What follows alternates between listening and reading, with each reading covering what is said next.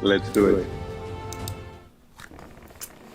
Welcome, everyone. This is the moment a lot of us, at least I have been waiting for about 2 weeks, ever since I actually knew this was going to happen. This is the MultiversX Chess Showdown.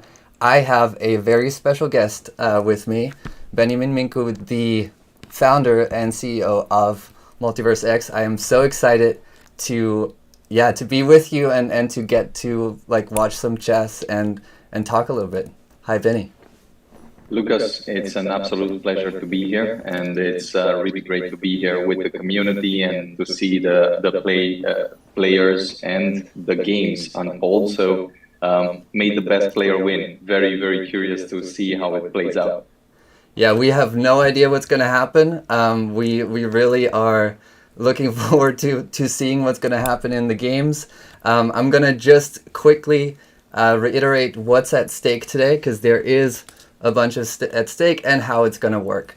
So we had the qualifier 2 days ago, a spectacular event.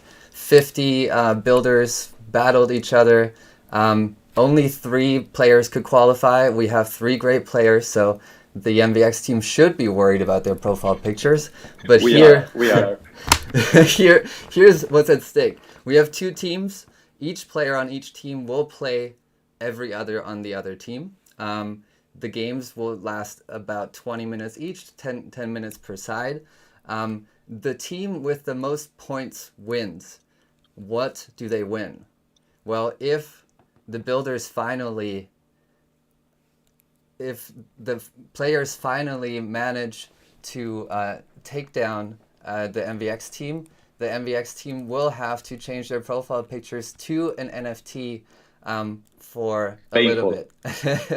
But The we'll see. community has been asking for this, Benny, and today might be We'll the do day. it. We'll see. We'll not surrender very easily. So hope our guys are breaking a few legs, but very curious to see the games unfold, and we'll definitely do it. Exactly.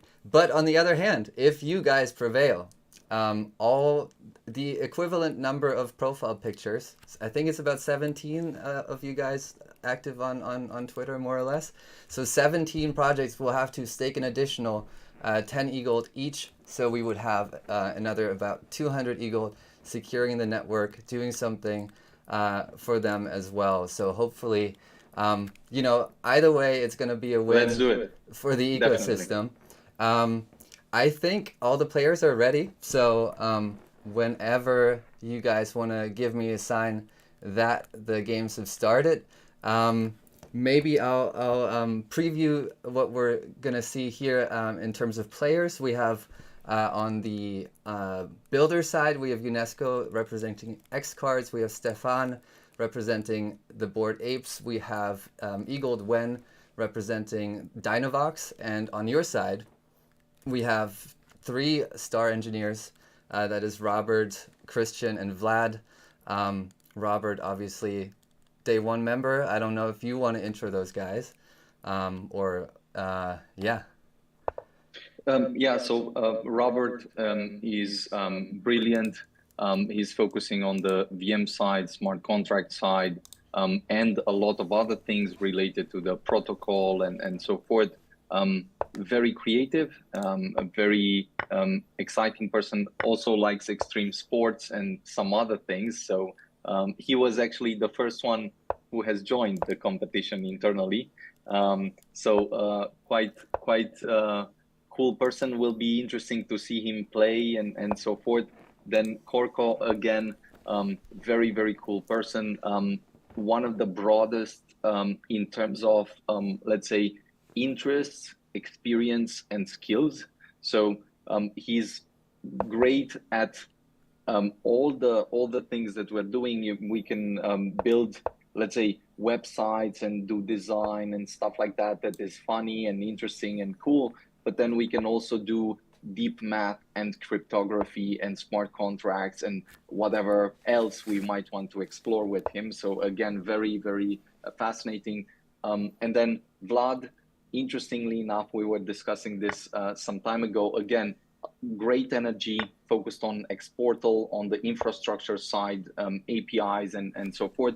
But it was interesting that Vlad, when he joined, sent us an email at probably around 11 p.m.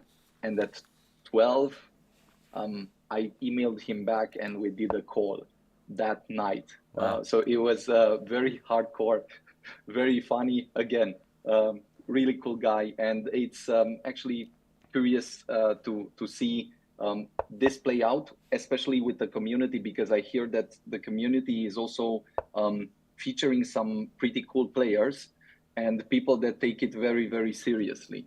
So we'll be very curious to see this play out. I learned today that we have one chest tattoo among the three players here. So there is some serious chess enthusiasm, I think is safe to say. Okay. Okay. From the players in the community. Yes, exactly. From one of the three builders has a chess tattoo Okay. right here. What elo rating does he have? He is about 1850 according to his player profile. We'll check in. I'll just show it right here. This is Kiri 18. That's Stefan playing for the board Apes, and yeah, we can. What's the last time you looked at a chessboard or a chess game? I mean, I think I hijacked the intro part, so just want to say if you wanted to share anything else with the community, you can also add that, and then I can definitely share a bit about my chess experiences. All right, that's great. I think one last thing that we can say is this is not the end of today. Right now, what we're seeing is the chess showdown. So this is team versus builders. Right after this ends, more or less, we might have a 10-15 minute break. But right after this, everybody watching this stream can actually compete themselves for, I think we've gathered about $4,000 worth of prizes from the different projects across the ecosystem, from the builders that are competing, from the builders that have been here since day one. And so if you feel like playing a little bit of chess and winning, maybe a lot of money, this is your chance. Also, I gotta say, these prizes, the largest part of this is just gonna be raffled. Top 5 will get the biggest prizes, but a lot of prizes will just be special awards, will just be raffles. And also, if you have great contributions in the chat, we'll throw out some prizes for that. Peppy will be in charge of this. So yeah, that's kind of the stakes and maybe what the viewers can look for as well. Maybe I'll add 2 points that I'll congratulate you guys and Peppy and the community on. It's really great to see this type of event play out. Done with the builders, with the community, with the team, and so forth, and getting everyone engaged, involved, and also educating people a bit in a really fun way on chess, what's happening. So big congrats to that, and love to see this type of efforts. Yeah, very much appreciated. Hope we don't lose, but even if we do, hope to see this type of efforts even more play out in the community in the future. Yeah, I think this is one of the things. Maybe we'll get to some chess in a second, but it's too fun to talk about other stuff as well. To add to this, first of all, there is a huge team. This is like I have the pleasure of talking to you on the broadcast, but of course this has been a huge community effort, and I think my favorite thing about all of this is how people have come together and really supported this in whichever way they could, and I think that's really kind of a testament to how strong the community is despite market conditions, despite everything. There's still people who are here showing up every day. What will not show up much longer is this queen here that seems to be lost for Christian. But this is the number 1 board, so we have I think the number 2 taking on the number 1 here from your perspective. Looks like a lot of things have already happened. But again, this queen is also hanging. Let's talk about your last chess event or even So experience. who's playing the game we're seeing right now? This is Christian and Corco, your builder, your engineer, uh-huh. versus the board ape. Stefan is his name. This is the chess Okay. tattoo man. Okay. Interesting. Interesting. Yeah, so let's say I've had a few experiences. The one that probably everyone had was in school, just playing in the championships and so forth, pushing a bit to win, getting excited about some stuff, and then at some point I um, considered starting to dig deeper Mm-hmm. into it, and I think I've stopped because I generally tend to, if I play something, I tend to invest a lot of time. Whatever I do, I tend to study everything that has been done, then spend hours and hours and hours, then invest and try to over optimize, improve. And sometimes it's useful if this type of force, let's say, is directed towards something that I want to do. But then I also have to be very careful because otherwise I can find myself spending a lot of time on stuff like this and getting really excited. So I remember I found a very effective way, methodical way, studied, let's say, all the teachers, all the methods of improving chess, improving elo rating, in order to really get very good. Prepared my plan, but then did not end up doing it because it I started I started doing something else, started building stuff and so forth. But um, I always found chess as a game very fascinating, very inducing a deeper type of thought, strategic and all of that. And then other than that, I definitely have played a bit, but nothing special since school. Mm-hmm. So I would not consider myself, yeah, just the player you would play in school and then has not played since then. Um, was tempted to get very serious about it, but then yeah, did not end up doing it. Curious how you started. I will tell you in a second. Here we have the first result of the day. A pretty interesting checkmate here, kind of in the with the king just caught between everyone. All the squares attacked here. This is well defended, so no escape for the king. That is point one for the builders. If you haven't been worried yet about your profile picture, you might have to start getting worried right here. I'll just take us around for. Oh, look at this. Um, Robert seems to be doing all right here in this position. Just taking a quick look at all the games. Here, Hmm. material is even. Black has ventured pretty far into the position. This rook is pretty useless. Um, so this also looks pretty good for the builders. This looks like a pretty even game. Curious what Robert decides to do. The king is kind of caught in the center, but then this king is also not feeling so great. I think we have pretty similar like character traits, Benny. Like I I I cannot not get into something deeply, so I have to really be picky about what I do. Like this is exactly what happened to me in chess. My first like I mean I played a tiny bit as a kid. I kind of knew the rules, but um, the the thing that got me into chess seriously was I was maybe like 21 or something, and it was Christmas. Um, and we had a friend over. I was at my then girlfriend's house. Um, Christmas time, like turkey, everything was nice. And then a friend challenged me to a game of chess, and I was like, yeah, sure.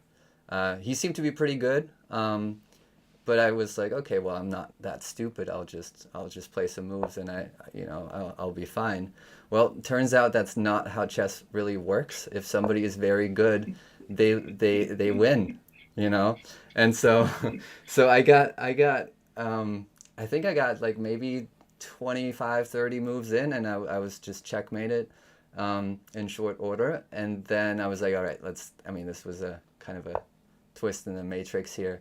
Let's go again. And so we went again, and he made it me twice as fast the second time. And I was like, all right, again.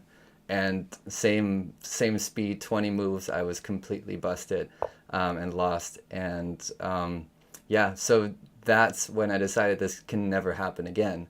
And that's how I got into chess. So, you know, found all the books and all of that, got really into it, and in a pretty short amount of time got decent enough that I could win a few games off of this guy. It turns out he was on the board of the second oldest chess club in New York City. So he was a serious player. But yeah, that's my chess abyss story. Very interesting. What elo rating do you have at this point? I had at some point like 22, 2100 in classical rating. The problem there That's was pretty cool. it's okay. The terrible thing about chess is even if you're very good, you still suck compared to players that are actually good. Mm. Yeah. I mean, yeah, the scale can always Exactly. extend far beyond, but yeah, 2200 is actually pretty good to start. And how much time did you invest in this? Well, I took it like the learning for me. It's always like learning everything that I can in as little time as possible, and then I kind of like move on to another thing often. So I think Hmm. I took it pretty seriously, like learning everything for about a year and a half or so, and then I think the sort of like peak rating was after 3 years or so, and ever since I've been like very casually playing. But then this kind of stuff is exactly what gets me going again, and like I get obsessed with playing all these games and all of that. Sounds great. I've actually again studied quite a lot of the history, and then at some point, again, probably 10 years back, moves, bought the books, went into this, played with a friend. He was usually winning in a few towns, Hmm. and so forth. Um, but when that was very early, and then at some point I sort of researched the internet, found the best resources, time, the way, made an entire plan of how I would spend this much time on opening, closings, this type of strategy, and then games, brute forcing games just to process, introspect, and so forth. But then ended up skipping that part. Still studied a few people that have either taught chess or played chess, and so forth, biographies and all Hmm. of that, especially the Hungarian Laszlo Polgar, Hmm. who had the three daughters that were brilliant, exceptional, of course, grandmasters. I'm not sure if all of them, but two of them at least. So quite an interesting story on that front. Yeah, Judith is the best chess player, female chess player of all time. Was on par with all the male players in her time. I think that somehow like cheated out of her an attempt to actually compete for the world championship because of some crazy rules back then that made that impossible. By the way, we see Robert here, a queen up, just has to convert and claw back one game for you guys. And what do we have here? Okay, here it looks like we have a pretty decisive advantage. can look quickly. So Polgar was one of your one of the people that you looked at, or one of the books that you read. No, I mean, Polgar was just exceptional in practically teaching his daughters in a way that is almost unheard of, because the story there is actually very funny. This guy believed that he could create geniuses. He basically wrote a book of how you could create geniuses of your children if you can educate them correctly, and so forth. And then he also said something like, "This is my theory. Now I want to put it in practice. I just need to get a wife." So he proceeded to very, let's say, rationally and coldly meet some women, write this type of story to her of what he's trying to do, and if she wants to be part of it, and then so forth. So of course, this not did not sound very exciting to the woman, of course. But then he ended up still convincing a woman, and he did what seems fascinating to me is that he proved a sort of theory in practice. I still think it worked because of some different reasons than maybe what he said there. But it was exceptional. The way he skipped all the normal school, the way he had the schedule, like when they were 3, 4, 5, they were already playing. There were some stories, whether they're real or invented, that sometimes the girls just woke up during the night, went to the bathroom, and then did not return to the bed because they looked at the chessboard and wanted to play something, and then in the morning they found the girl. She was dead. She was there just playing the game because it was so interesting and exciting. And then that part of education seems so out of this world, so focused, so different than what people get to do today.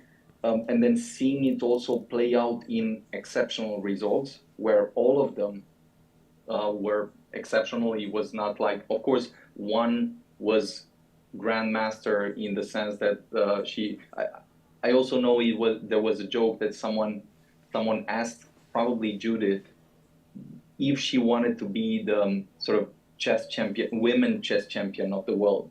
And she said something like, no, she does not want to be the women chess champion. She wants to be the chess champion, period. Exactly. Of the world. So, speaking of chess champions, we have a chess champion in your camp.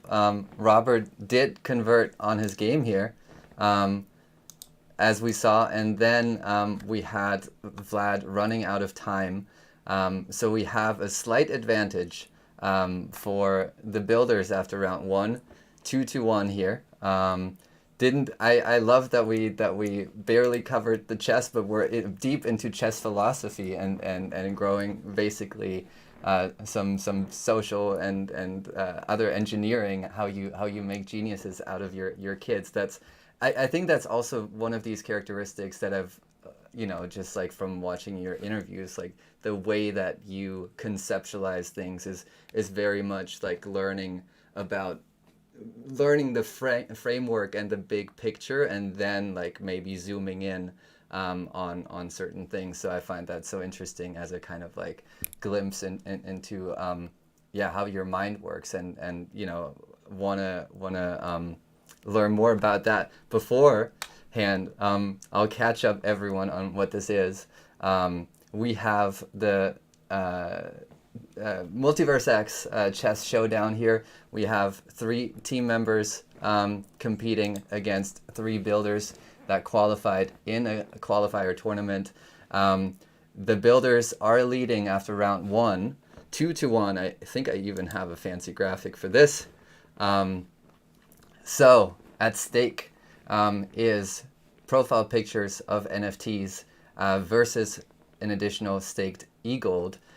With me is founder, CEO, and head philosopher of MultiversX, Beniamin Mincu. And I will send all of you guys to a quick break. We'll come right back with the second round. We'll talk more about philosophy. We'll talk more about chess. We'll follow the games. We will be back in just a few minutes.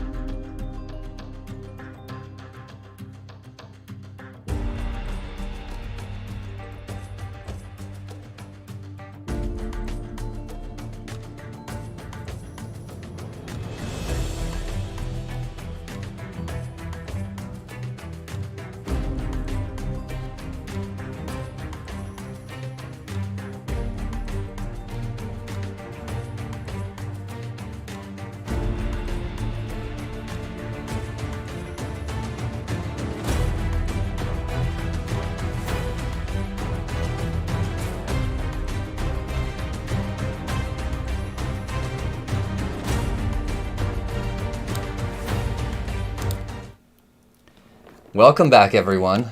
We talked to the sound guy. We hope he'll figure it out. I am excited to be back with Beniamin Mincu, watching some chess with all of us in the MultiversX Chess Showdown. We have 3 games going. We have Stefan playing Vlad. We have UNESCO from X Cards playing Korko. And we have a third one, that would be Sasu, who is right here, playing the winner of the Builders Battle, Eagled Wen from Dynavox. I'm very excited to see how that goes. Playing a King's Gambit, a very, very risky opening. But Robert goes for the safe approach here, not taking this pawn. Those are wild games. I don't know what the Polgar family thinks about them, but they were very aggressive players, for example, too. So, yeah, this is so much fun. We'll try to cover a little bit more of the games this time. We'll still here, by the way, also to answer some of your questions. I have an eye on the chat. I have my ears everywhere. So if you guys always wanted to ask Benny about something, this is your chance. Don't be shy. Welcome back, Benny. It's great to be here. I thought about one thing while we were discussing, and actually two really cool things. One is you might know Agad Mator, the chess creator. Yes, the chess creator that discusses all the games, matches that are happening, and so forth. He's actually a MultiversX community person. So he's part of the MultiversX community. We actually held a chess championship with him. The Lucian is just mentioning that it's the echo is back. Yeah, I see that. Yeah. Should we change something? I can change something here just to play with it, but let's see. Is it better now, or should we try something different on your Let's see. This might be good. Let us know if the echo is a little bit better here.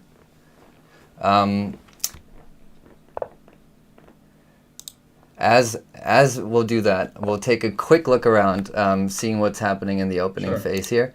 I'm going to switch so we always look at it from the white perspective.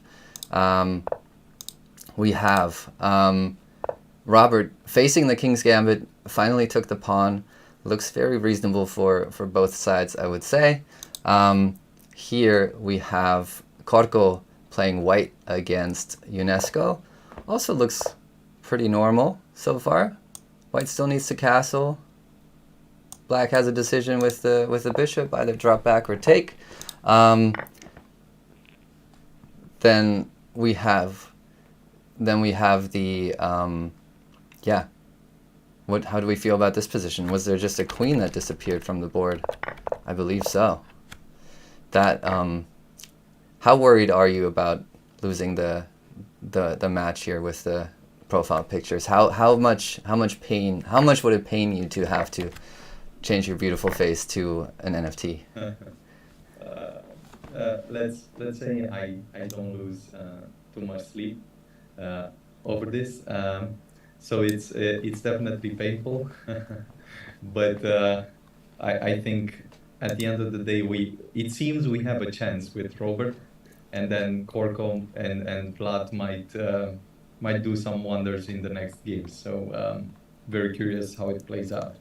Do you think? I think this is a good way to actually change something. So engaging in this type of competition where the people are there, they're thinking about what is going to happen to them, have time to process it, and then it happens. That's probably a good way to make the changes. So I still receive the messages that the sound is still bad. I am. Let me try and fix this here on my end. I also got the update that there is still an echo, but you were a little bit low now. Do you think nerves play a role here at all? Do you think who do you think is more nervous here? I think in the game, if you play, psychology definitely plays a huge role. So being able to be there to beat the other guy sort of before you start, to nag him, to play around, that's a skill.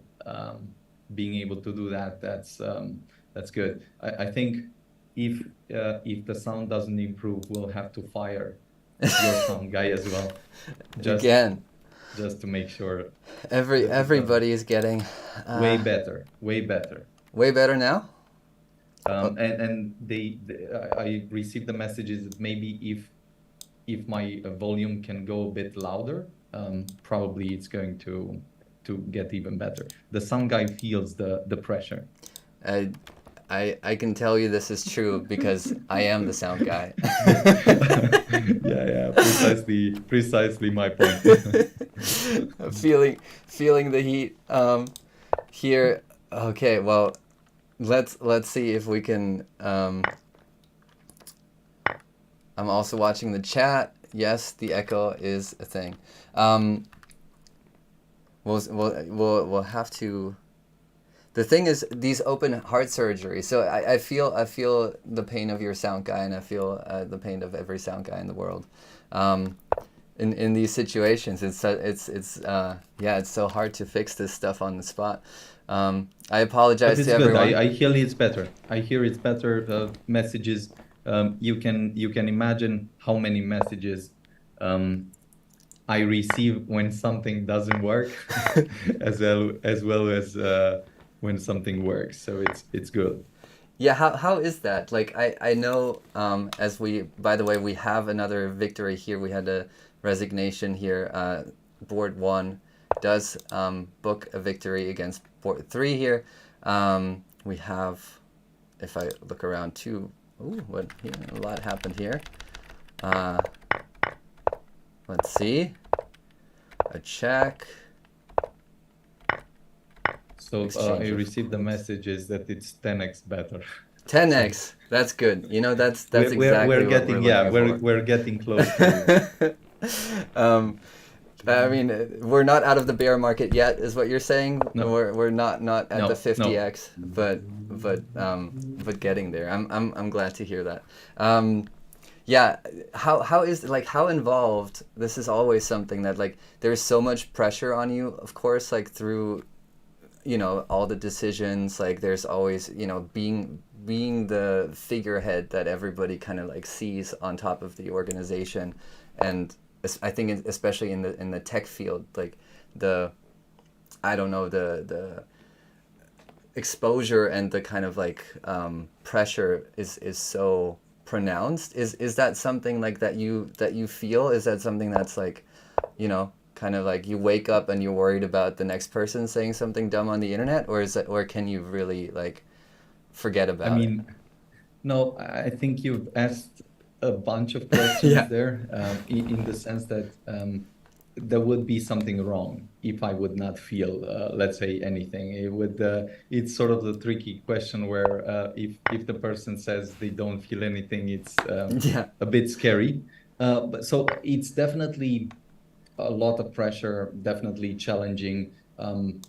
It's probably a lot more painful in some sense at the start, when you just take everything super serious, think that everyone they're not trolls, they want to give you their feedback and so forth. But with time, as with everything in life, you sort of discover that some people are trolls. They're there just to create drama. They're there just to take some stuff away, not to contribute. They want to feed this type of negative cycle.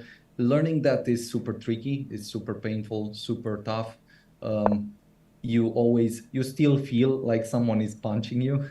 And then the tools that you have to actually manage, react, those are not the most advanced. So yeah, it's a tricky a tricky situation, but I guess with time, even pain, you learn to manage a bit differently. So it's probably a lot about managing pain, seeing what you can work around, what you need to face, and just sometimes there are many people that pretend to be there, pretend to help, pretend to whatever, but they actually want to just take the community out. And yeah, there's situations that are small, situations that are very impactful, and judging at first everything seems maximum pain, just because you don't want this type of stuff, people talking. But I guess you learn a bit, not too much, but you get to learn a bit. It's pain management, yeah. Yeah, I'm sure there's much worse situations than mine. So I'm as with the scale we were discussing before, it's one thing is good, but then being aware that there are scales even deeper, even tougher, even more painful or difficult. Yeah, I do believe that whatever you're trying to build, in some sense, fundamentally, it will come back to the limit being the amount of pain. So suppose you're brilliant, suppose you can learn, suppose you can do different things, and all things are equal, the bottleneck will be the amount of pain you can take. And that will be that's very challenging because if it's just about how good the weather is and you being presentable, and that's cool. That's nice, but life doesn't work like that, especially if you're wanting to build something that's difficult, complex, incomplete in, let's say, design, architecture. It's sort of a breakthrough. How do you reason around that when suppose you've done everything you could, but then the market collapses completely on you, and you need to manage something that is not part of the book? Like, you learn the technical stuff, you learn philosophy and so forth, but then everything collapses on you. What do you do? Well, it's very much about jumping in the water and then finding a way to swim, because otherwise, everything else doesn't matter how brilliant you are if you die for some very stupid reason, right? Yeah. Yeah, well said. I think that's so interesting. And of course, like, this is not your first bear market, so you have some kind of sense like of how this works, but it is for MVX, for your own company, it is the first time that the market conditions have gotten so tough, or not quite? I mean, we've been through situations where things were in big. I think there are 2 points to the situation. One, the progress that we've made objectively, and then the environment. And although the market may, let's say, move in certain ways that are aggressive and painful and so forth, both the progress and the environment are incomparable to what was in the past. So we've had situations where I could literally not tell someone what we were doing, because not only would they not understand, it would sound so outrageous that I could not share the conversation. So to state this, that things were tough or are tough right now, is definitely true. But then when I think about the past, all the different steps were not easier. They were, in fact, perhaps more challenging, because at that point, it was not obvious that we've done so much, not obvious that there was so much potential. The market was much earlier, and most people did not understand, did not see the opportunity. And so in some sense, it is the entire ecosystem is much larger. So there's more people, perhaps more pain in that sense, just because of the movement. But then I would say that the previous situations, previous challenges and steps were considerably more difficult and painful. And we've been through different types of pain, because the market is a certain type of pain. but then there are also other versions of this that you're pushing through, but that are not, let's say, not perhaps more in our control and not as much on something that is completely outside of our control as the macro conditions and the way they hit. Speaking of control here, it looks like two games are kind of in the control of the MVX team here. We have Gorko with a pawn up. There are two queens on the board, so it's always tricky, lots of checks and stuff, but this is looking pretty good. There's a pawn to be taken here maybe at some point. So this, we did have a pretty quick victory, but looks like we might score at least between these boards a point. Pawn endgames. That's something, for example, that I never studied like that. I didn't really get that far. But this is kind of an interesting analogy. I've always wanted to write this kind of chess lessons for the Web3 space. But so much value comes from understanding the end game, right? Because that's where you convert on a advantage or you don't.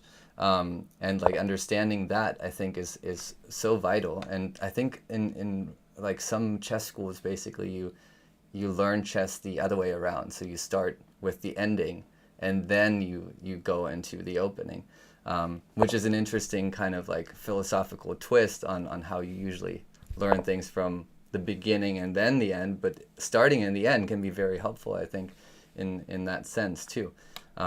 Robert doing well here to defend, by the way. Yeah. So here, I don't know. Look at this position. How do you feel about your team here?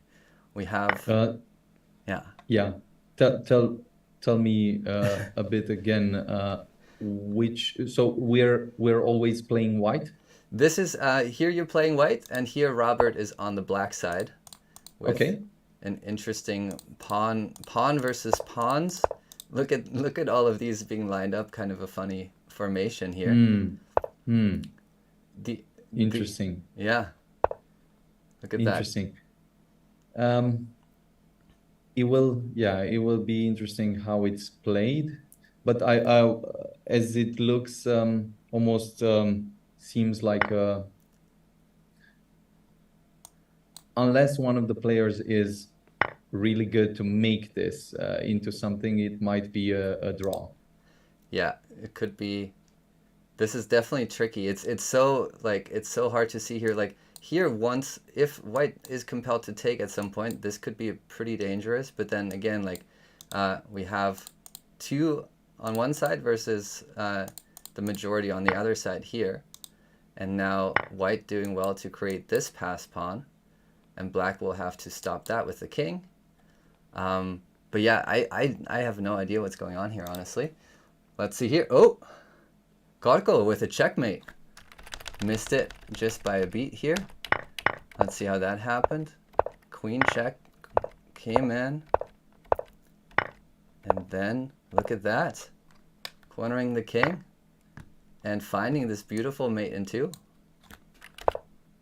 Beautiful win. Beautiful win for the core team here. Let's see if we have any progress here. Bravo, Gorko. Bravo, Gorko. Tell us a little bit about Gorko. Gorko, according to my documents, is the person most upset about potentially losing his profile picture. He has a very funny Twitter profile picture. I don't know if I have a way of showing it at some point, but it's a quirky team that you put together. Yeah. The guys are brilliant. And if they're brilliant, then all the other things we can solve. So it's hard. It's hard to find this type of people. But again, I'm sometimes telling this to other friends and so forth. But it's almost like each of the people in the team is a character in a type of story. Mm-hmm. They have their own traits, their distinctness, and then a kind of rigor and depth and a way of contributing to the conversations. And it's rare to have many people like that in the same team to be able to have crazy and interesting and fascinating conversations, and then be able to push on something to actually solve problems. Yeah. Speaking of solving problems, Robert is winning a second game here. And just like that, we are tied. Core team Keep it up, Robert. ties the builders, and it's a wide open match. We'll take or the builders will take a 5-minute break, or the players will take a 5-minute break. Benny and I will take a shorter break, and then come back and answer a few questions from the audience that I've received so far. Stay with us. This is the MultiversX Chess Showdown. We have two teams, builders versus builders, just builders of the chain versus builders on the chain. Super excited for this event. The next round will be the final round. So we have a wide open match, 3-3. The team with more points will prevail. The prizes are NFT profile pictures for the team, or an extra staked e-gold. Wide open match. Can't wait for the last round. We will be back in just a minute.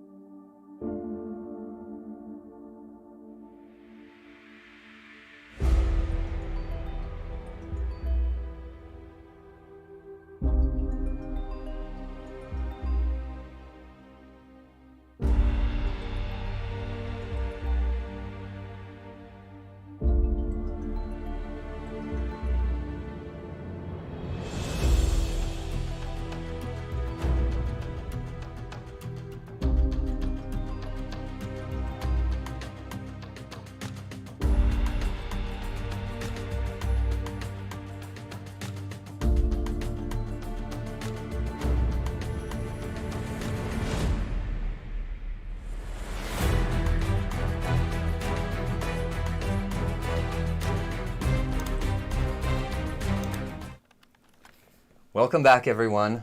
This is the MultiversX Chess Showdown. This is as close to the showdown as we'll ever be. This is the last round of this epic lineup, 3 builders versus 3 team members.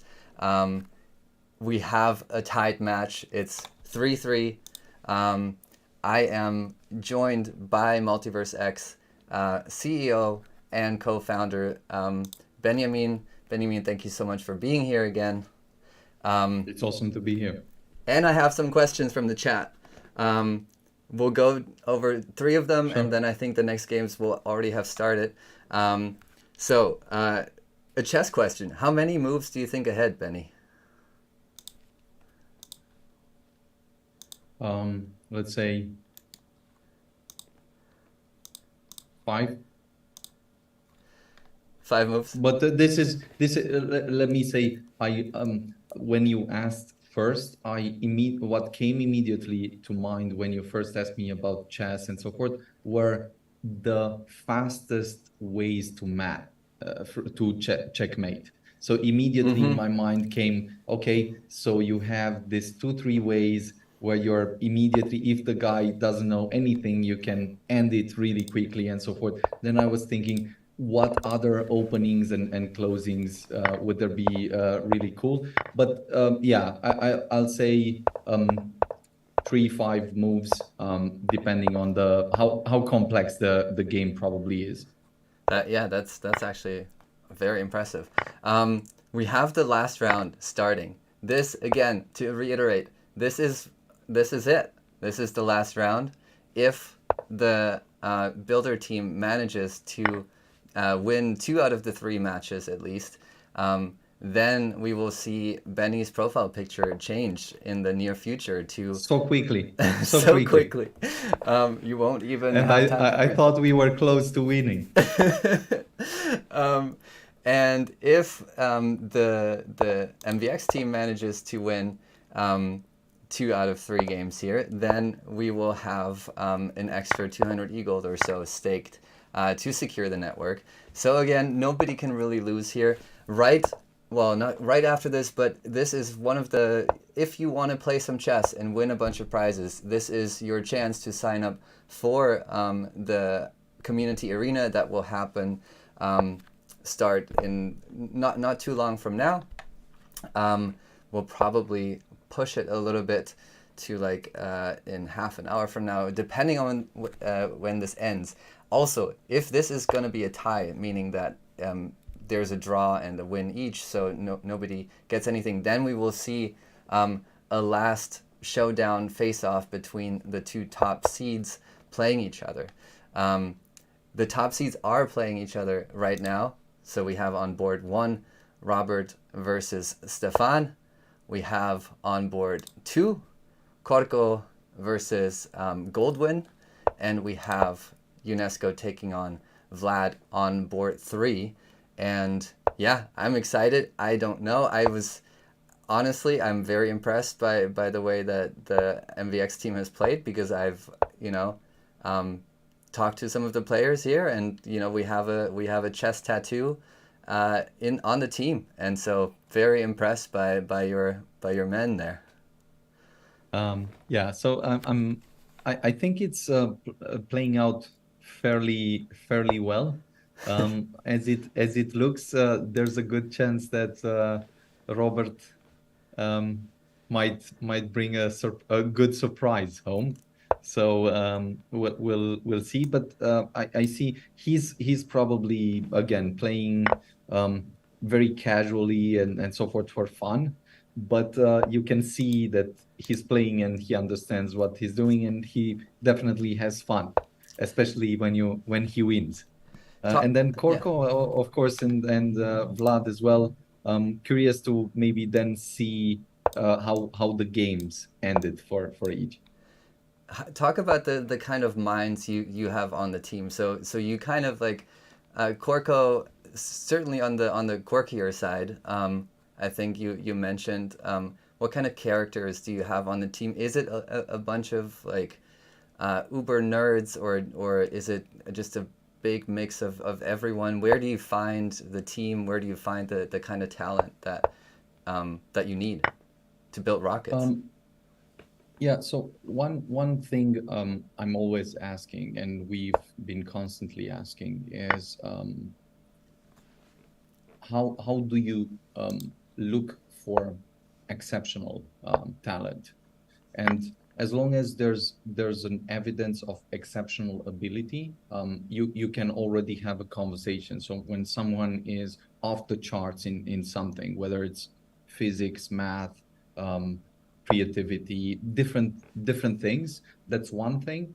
But then my second question is almost immediately, can they extrapolate this? Suppose that they're the best at physics in the class, but that they cannot learn anything else or extrapolate this type of performance in anything else, then we have a problem. Why? Because the world we live in today is not static. It's not enough if you've learned something, you're really good at it, and then you hope that your entire life you'll just get dividends off of that and you don't have to learn anything else. So it's almost like what we are measuring is the depth, ability to acquire new knowledge, process it, and then manage it in a way where you can, the end game is something that you can process very distinctly, very freshly. And so a lot of the people, of course, you'll see some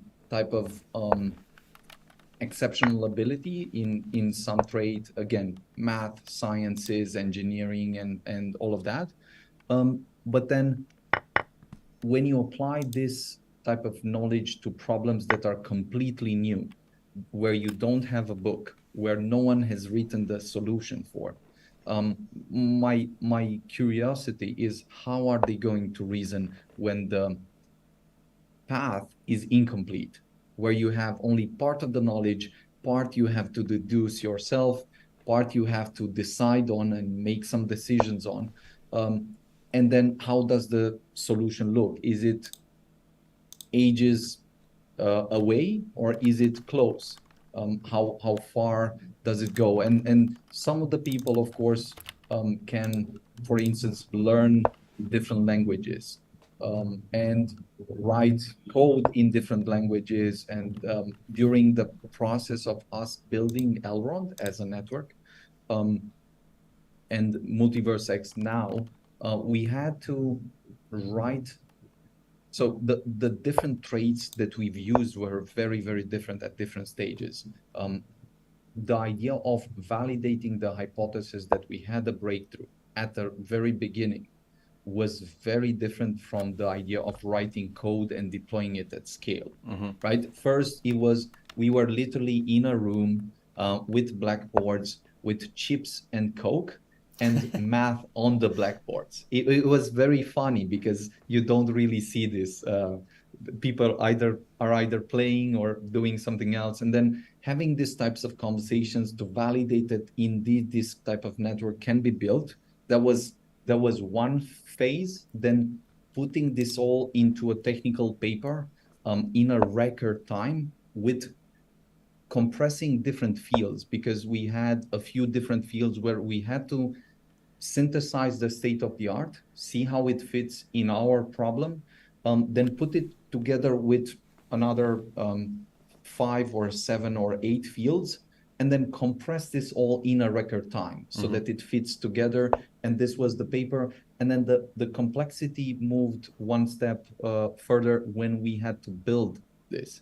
Yeah. So the prototype sucked completely. It was terrible, painful. But this is the necessity. This is how a prototype actually works. At that point, it hurts a lot more than it should. If you know that this is natural, that this is how it looks, then it's something else. But what I'm coming to is, from the prototype to the first version of the testnet, we had a 30x improvement in processing speed, in performance, design of the architecture, all of it. And this came because we rewrote everything from scratch in a completely new language that no one knew at that point. So we had to not only design this architecture, but write it in a language that was not used at that point from anyone in the team. So the way we solved it was, of course, given that people were very smart and capable of learning the language, it was very clear that in a record time, just as you would immerse yourself in, let's say, a language, you're in a different country, then you have to speak the language, even if it's bad.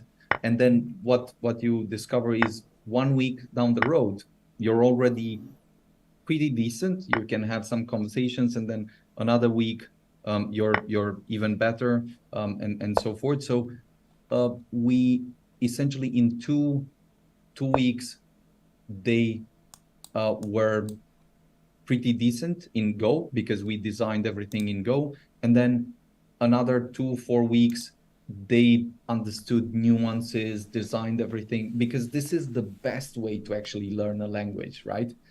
You have something that you care a lot about, you want to dive deep into it, and incidentally, it's this language that you have to learn it in or write it in. But maybe I'll let you just drop in some notes on the chess, and we can come back to this. We had some spectacular.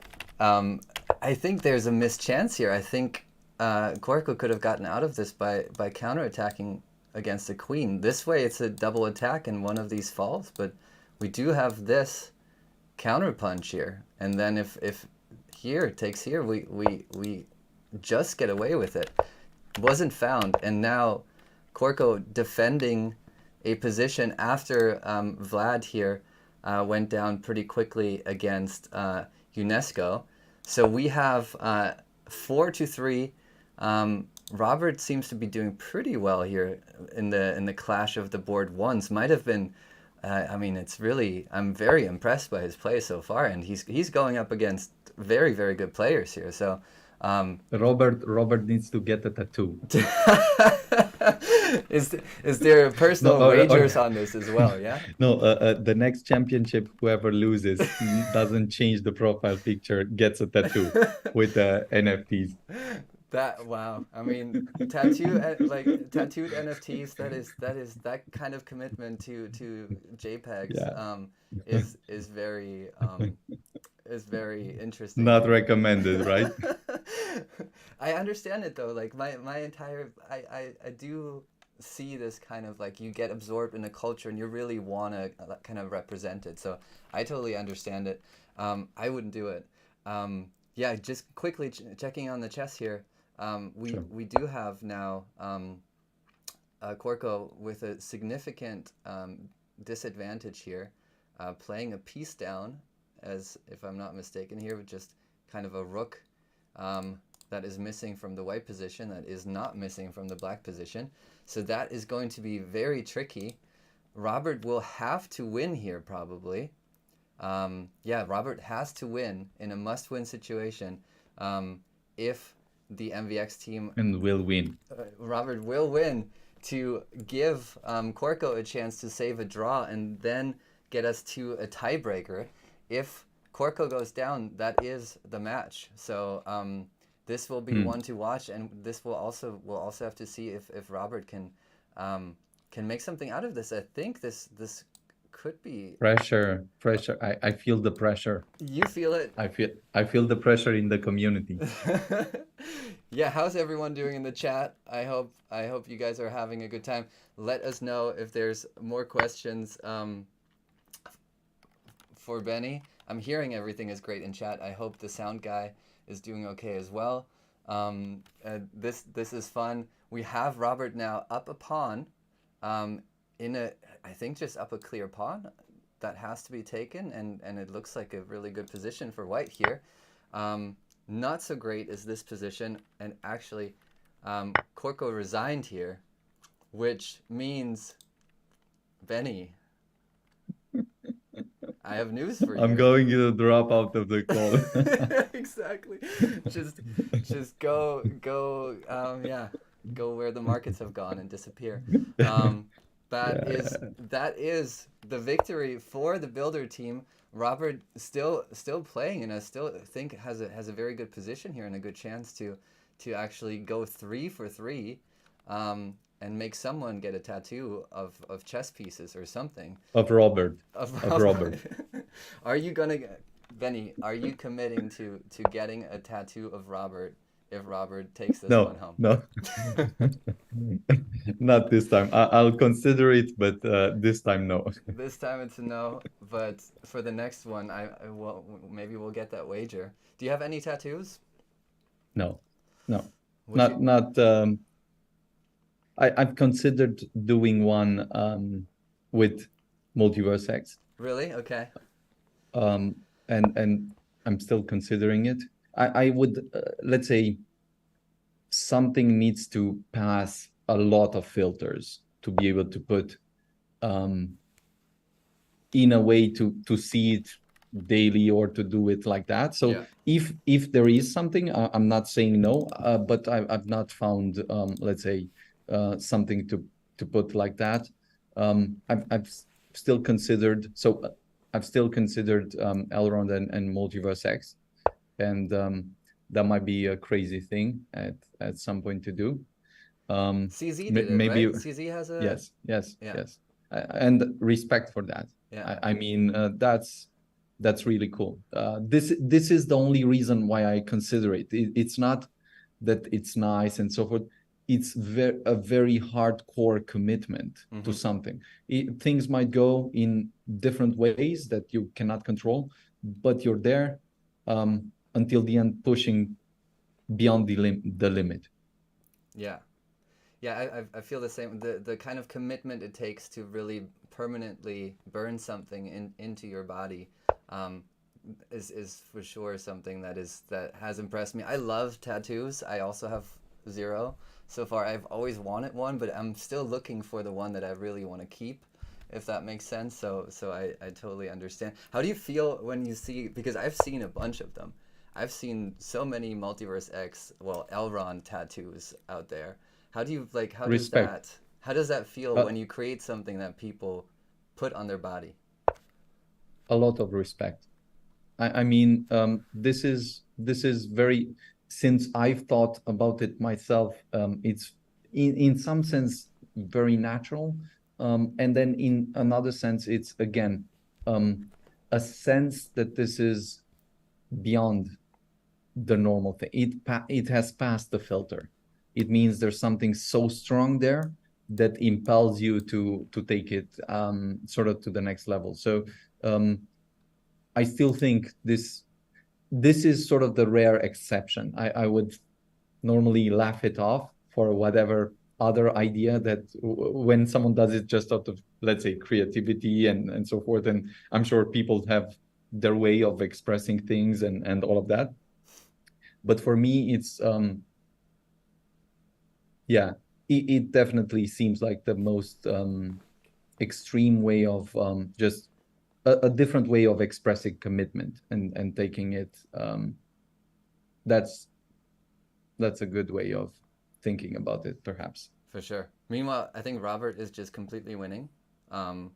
Going 3 out of 3 to really, it's been such a close match. I'm thoroughly impressed by all players here.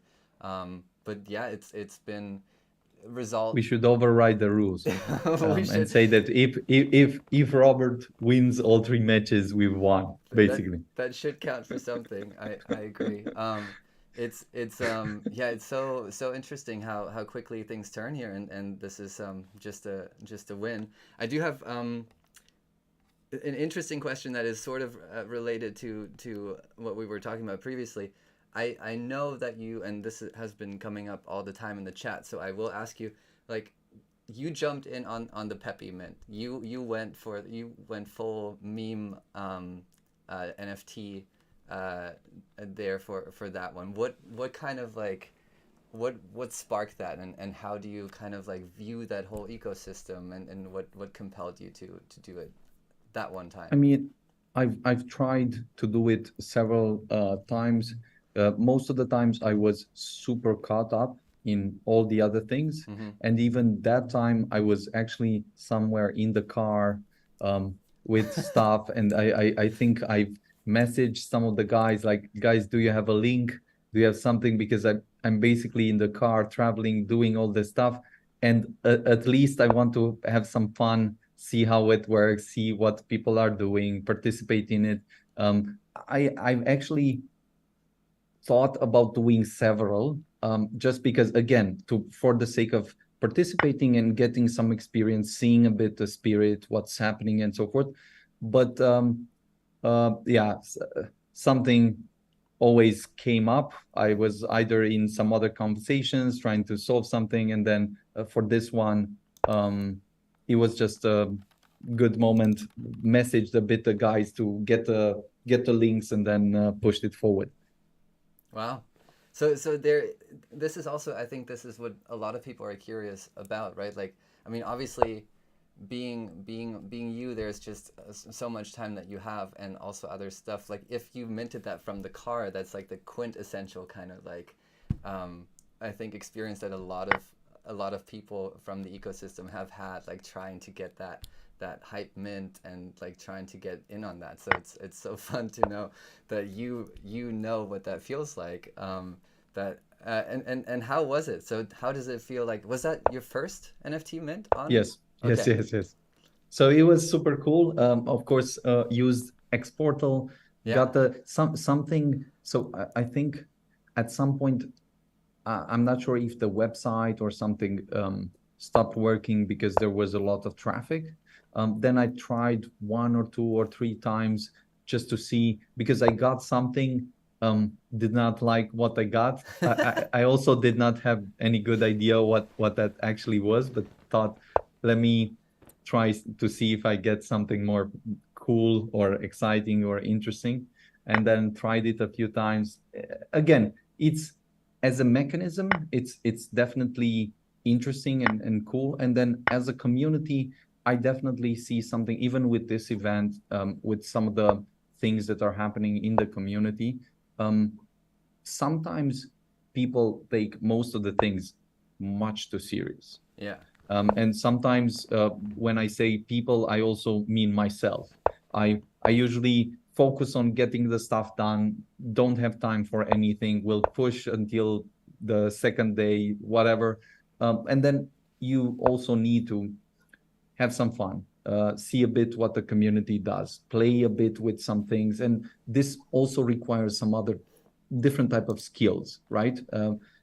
Some people, even in this type of thing, we've seen a lot fight with the other projects, try to take them down, and so forth. So what I would say is always appreciate the good energy when I see it, cleverness, skills, artistic skills of just playing, collaborating, and engaging the people.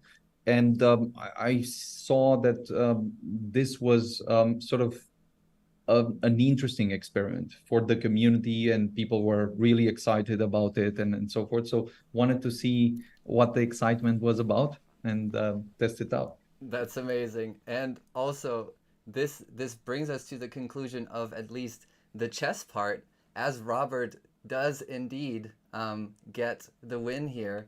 3-0 for Robert Sasu, one of the, I don't know, funniest people that I met at X Day, a brilliant engineer, from what I hear, and clearly an amazing chess player. Congratulations, Robert. But congratulations, builders, because the builders do take the victory here, which means Benny will change his profile picture on Twitter in the next few days. We'll have a drawing for all of the participants of the builder battle that threw their hat in the ring, that put themselves out there every day. We'll assign these randomly to all of you guys, and then you guys need to go and find an NFT you like, and go put it on your face. How do you feel about that?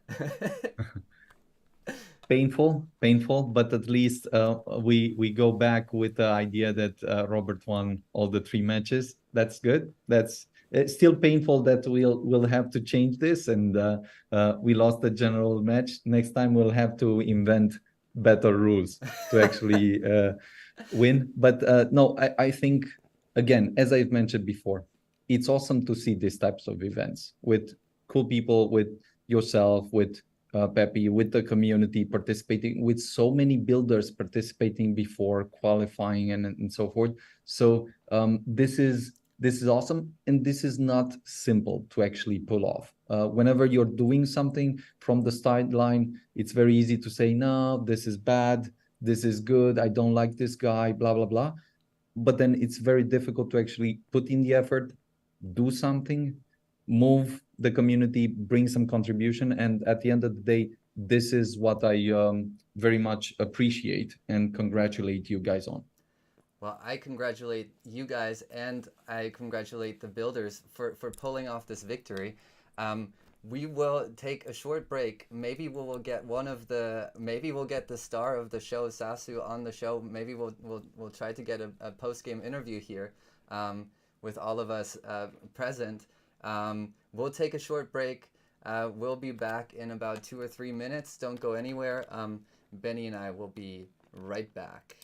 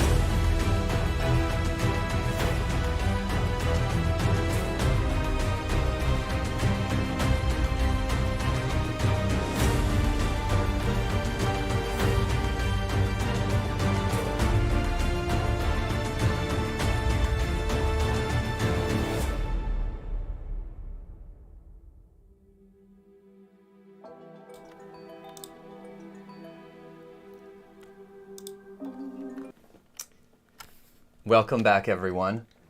We are back from an epic... we did promise an epic battle. I am so glad that we didn't lie. We had it go down to the wire. 3 rounds. With us, we have the player of the tournament, even though he was on the wrong side. of the outcome overall, and will also feature an NFT as his face very soon.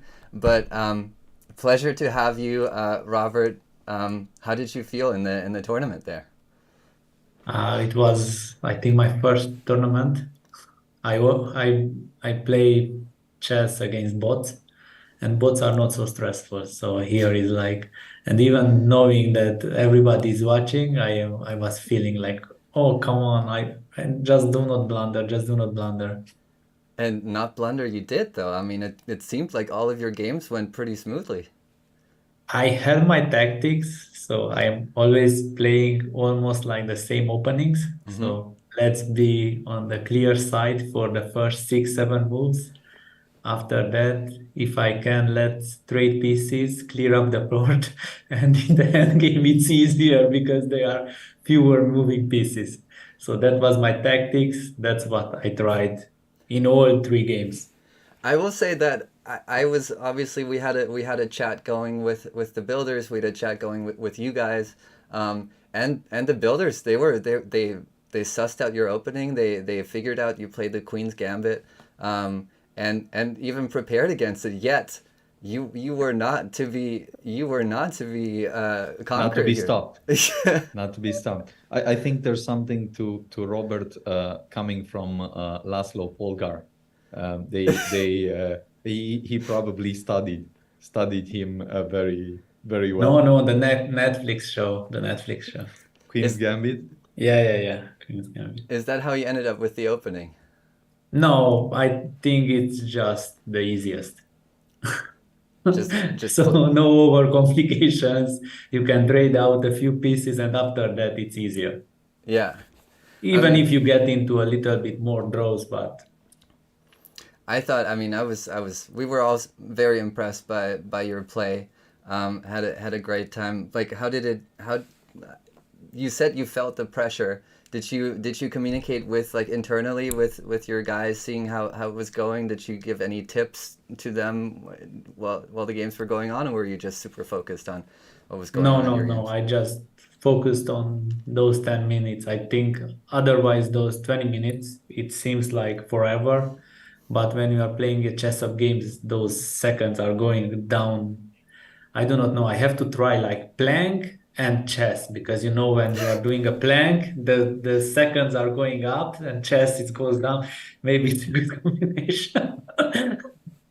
Yeah, I mean, very, very impressed. I think I speak for all of us. We don't know yet which NFT project you will have to put as your profile picture, but have you been? I just spoke to Benny about his very first mint.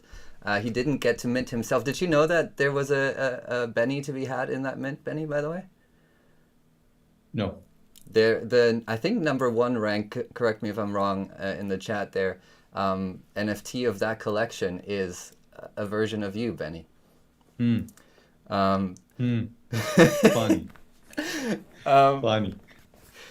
Robert, are you a collector? Have you dabbled in the NFTs, or will this be a kind of first? No, I bought a few of them. I do not sell. I only buy, and in general I do not even look at like what the project is trying to build. I just look at the art, and if I like it, and if the mint is not too much, whatever that too much means, it depends, then I buy it. So I collect them for fun mostly. I think the entire team. I was super surprised at X Day last year, to learn that a lot of you are collectors, and I think all have the same spirit. Like, you look at a project, you think, oh, they're doing something interesting, or wow, this just is like funny art or beautiful art, and then you buy and collect and kind of never look back. Do you ever like try to engage with the communities there? Are you on Discord? I am in the developers Discord of Okay. MultiversX, but not in communities. No, I just look at the art, buy it, and I even forgot like that. One of my friends is always telling me that you could stake here or stake there your NFTs. No, I just I forgot those things.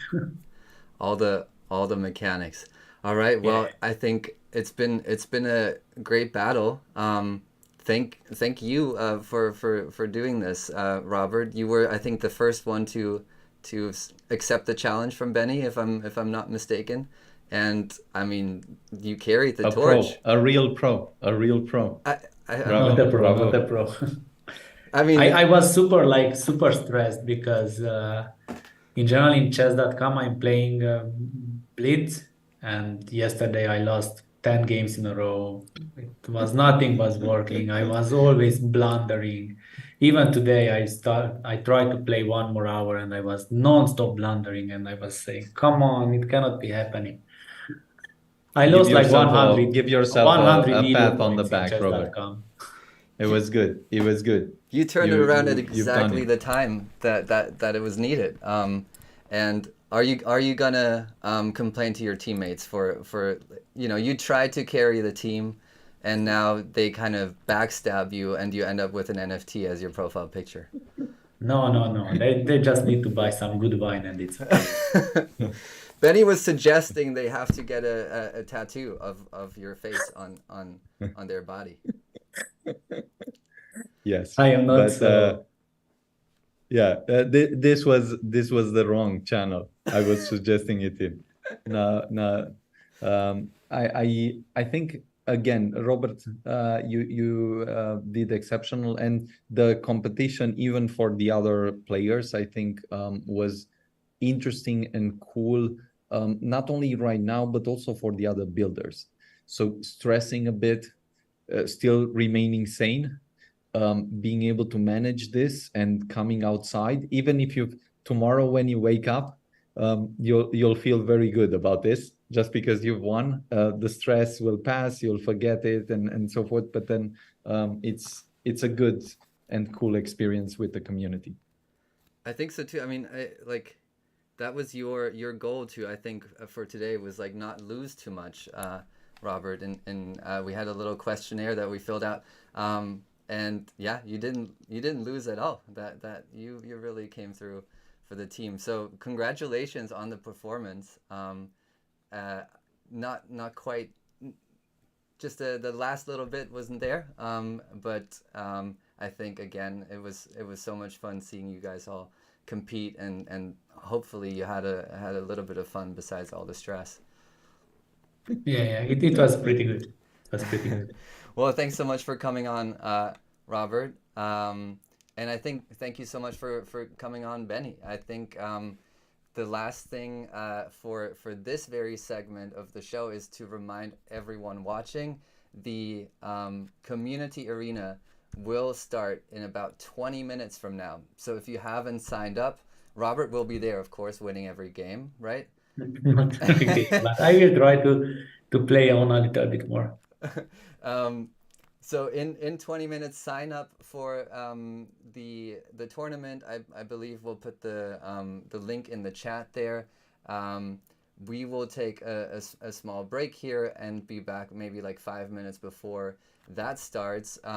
For now, I really have to thank all of you guys, Robert, and of course Benny, who was actually organizing, kind of co-organizing this event in some sense, talking to us. So a lot of credit. We never talked to any assistants, secretaries, whatever, what have you. This all came together very organically, just talking to each other, and I think that's such a great testament to what we can do together. So I mean really, thank you so much for making this happen. Yeah, Lucas, and also Pepe and the entire team that has focused on this. Again, congrats, really great energy. I think for the entire community, I'll just speak. This is the type of effort, energy, and so forth that always brings great things forward. And people discover new things. They have some fun.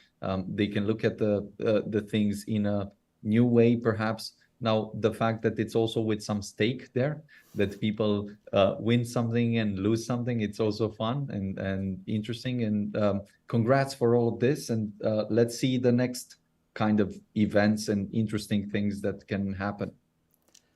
I mean, I personally cannot wait for the next one. For right now, thank you, Benny. Thank you, Robert. Congratulations, Robert. I'm so sorry, Benny, and everyone else.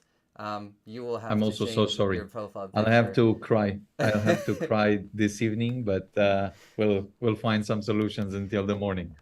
Guys, thank you so much. Take This care. was the first part of the MultiversX Showdown. I will be back in about 15 minutes or so. You should all register for the community arena. Right now, there is about $4,000 in prizes, and it's not just for the winners, it's for everyone involved. So thank you so much for watching. Thank you all for being here. We will be back in a little bit with more chess action that you can all participate in. So for now, thank you so much, and see Awesome you to in a be sec. here. Thank you, guys. Take Bye. care. Take care. Cheers.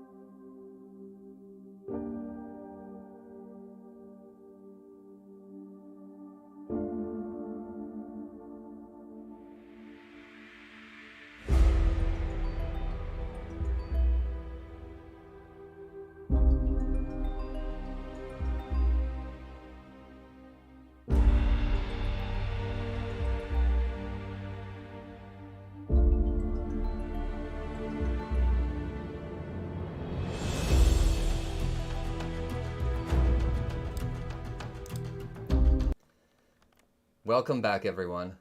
It's been a crazy ride so far.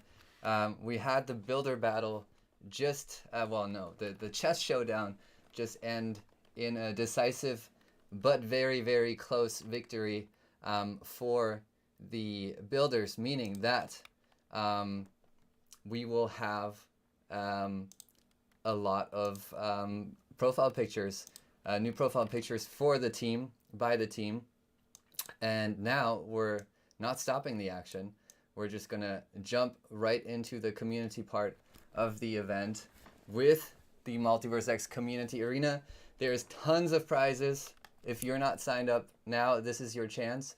I'm going to try to follow a bunch of games, see if I can pick out some interesting ones, and just try to provide some fun commentary while doing so.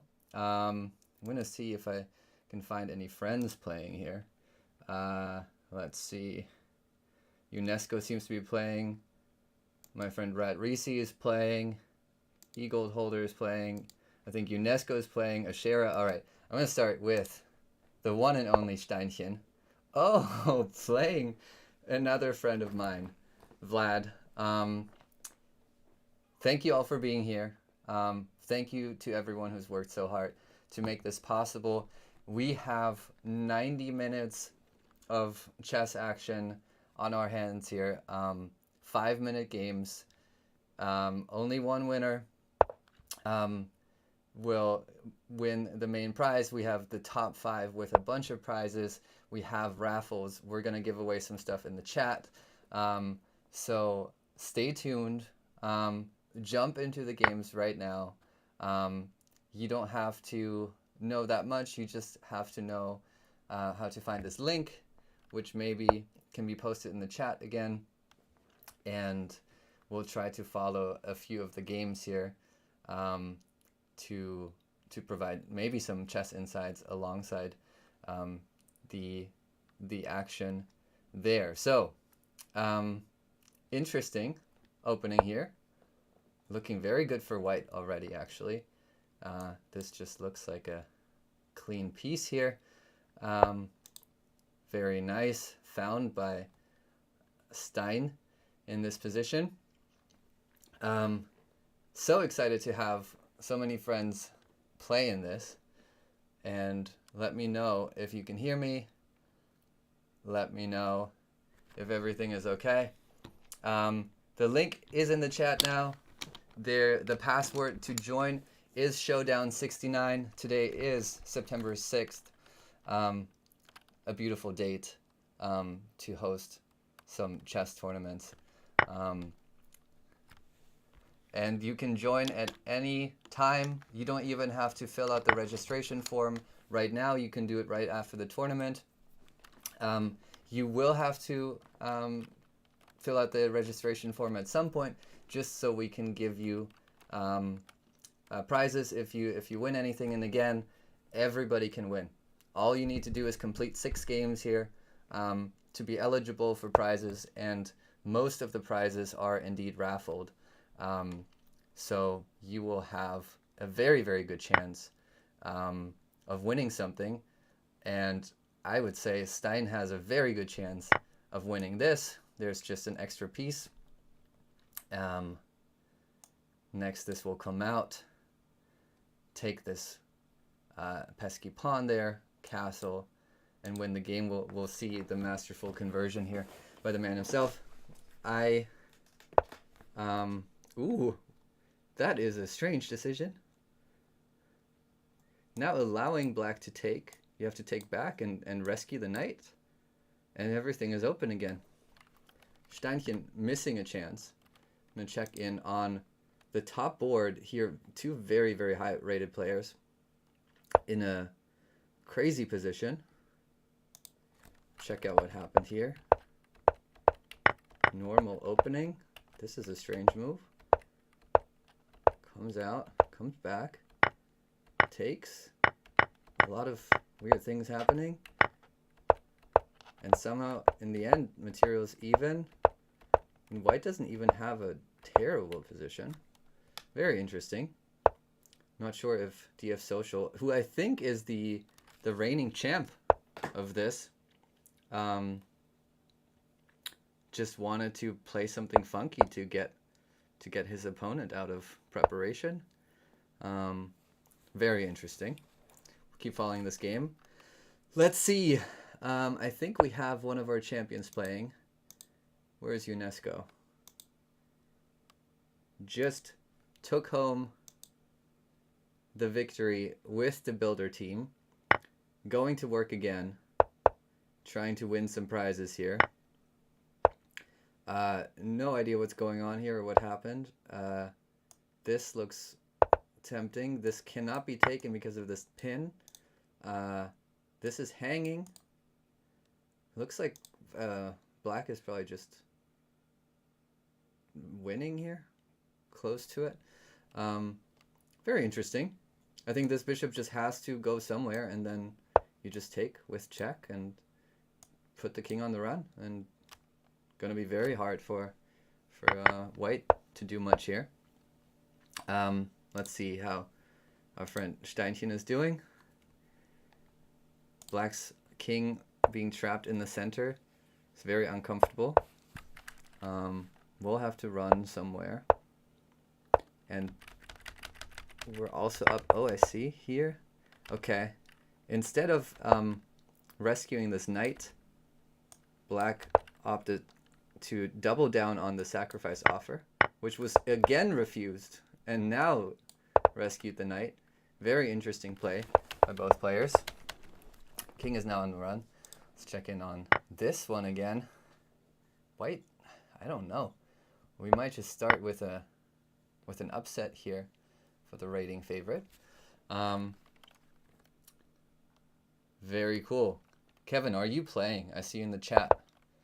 Can I check in on you? I don't even know. I would need to figure out your username.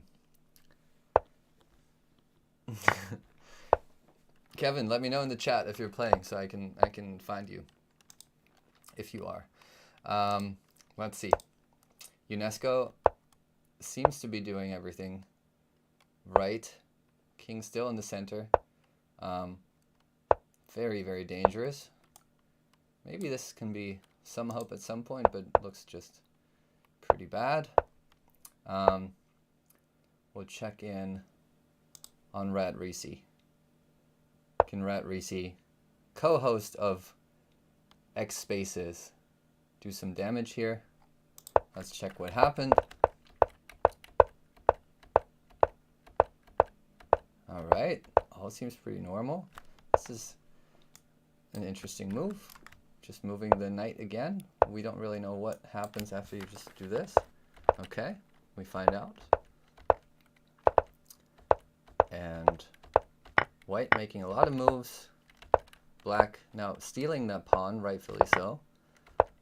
Now venturing out with the knight himself. Good position for black here. A little bit of a dangerous situation here is just very interesting. Just takes, and now you take back with the same threat. Good move.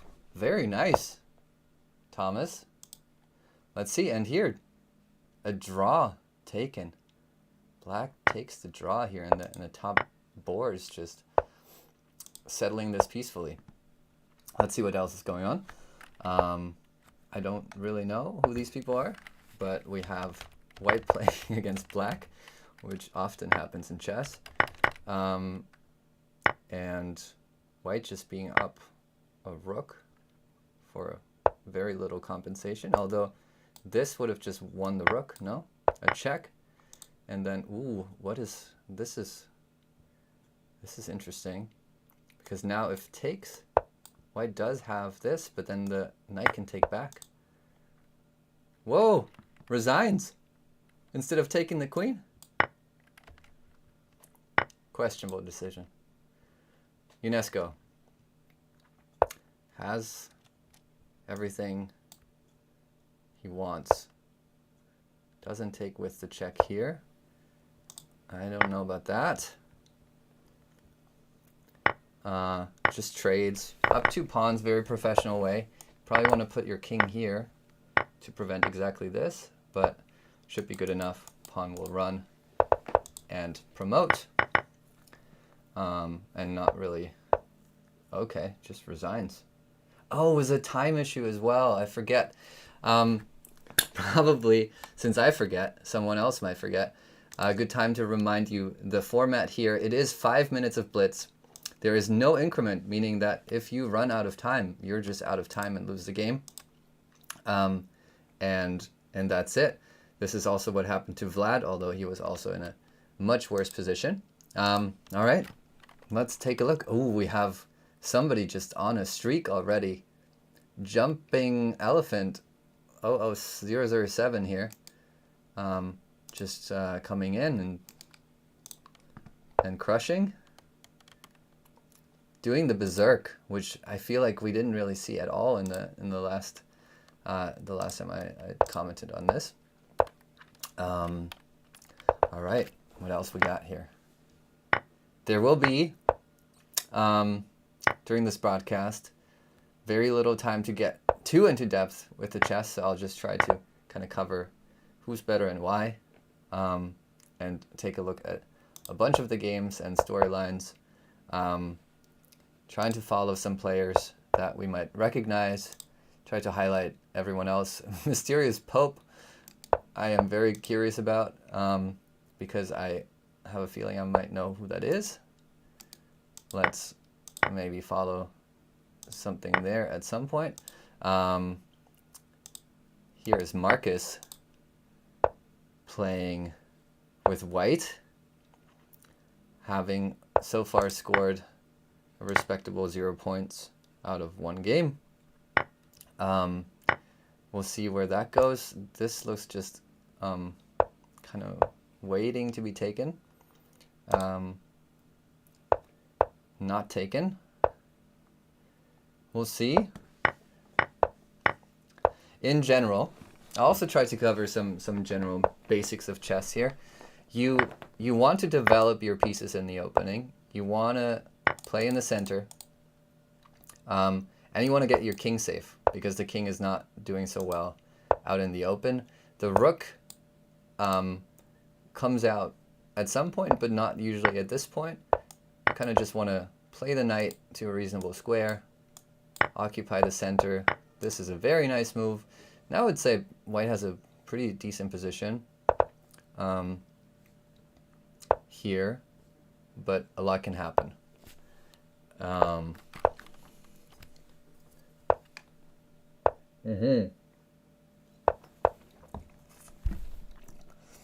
All right, so we have this game going on. I'll take a look around. Who else is playing? I'm going to see if there's any. Ooh, Robert Sasu is playing. After smashing everyone in the showdown, he did decide to go have some seconds here, and is completely winning in this position. Must have won a few things early on. Yeah, just a clean bishop here. Going back, interesting. All right, that's interesting. We'll keep an eye on Robert. Oh, my friend Cornish is also playing, although offline. I'm not sure what happened there. You do need to be eligible for prizes. You need to complete 6 games. So don't just play a game and never show again. That will not make you eligible. Looking around if I recognize any names here. Hi, I recognize, but he seems to be not present. Okay. Here's a lot of new players. UNESCO. Already checked in with him. There we go. Here's somebody I recognize. But he's not there. Kavi. All right. Let's check in on Kavi. Playing Ravrisi. 2 MultiversX legends going head to head.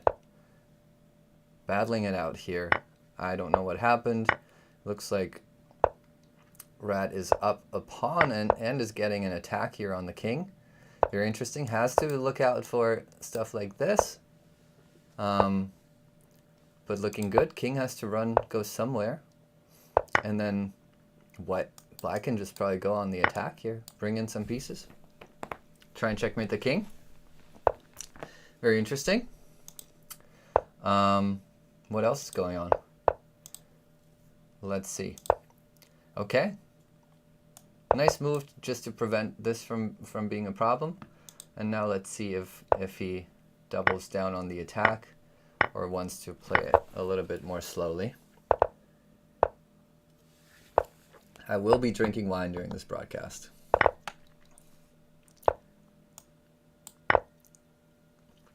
Rat goes for the check here.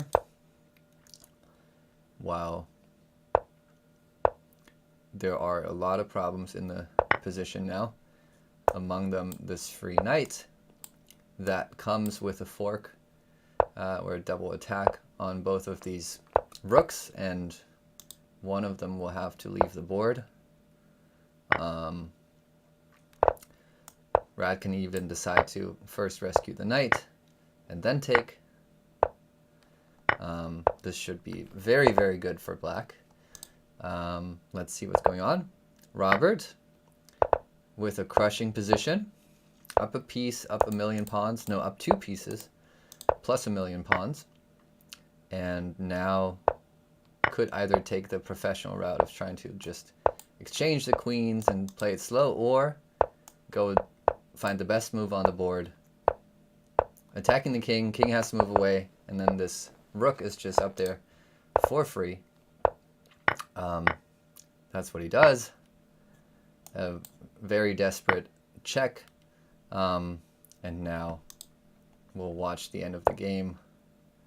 But with 0.3 seconds left on the clock, not much hope. All right, what do we have here? Craziness. Craziness happened. Black is up by every piece, and threatening to take another one. Okay, or not, and just play a check first. White pretty unconcerned, just pushing pawns. What do we have here? Probably not many ways for white to survive much longer. Marcus battling it out though, battling it out. If you're watching the stream, Marcus, try to bring out your minor pieces. So the knight, the bishop, and all of that. Get your king safe, and then attack. General advice. All right, I want to check in on my friend Steinchen again, and I'll also try to keep an eye on the higher boards here, while jumping elephant just coming in and seems to find not much competition so far. UNESCO, let's see, it's ranked 30 at the moment, surely in contention for something. We'll see if Sasu is continuing to play. He is. I'm so excited about this. Let's find Marcus's next game. No, hasn't started anything yet. Here, jumping elephant, already won this game. Let's check back in on Stein, who has the king on the run early on. We got a lot of pawn moves here from the black side. White has developed nicely, is up a pawn, is attacking the rook, looking very good. And interesting if there's any dynamics on the king here that you should be worried about. This looks a little bit dangerous.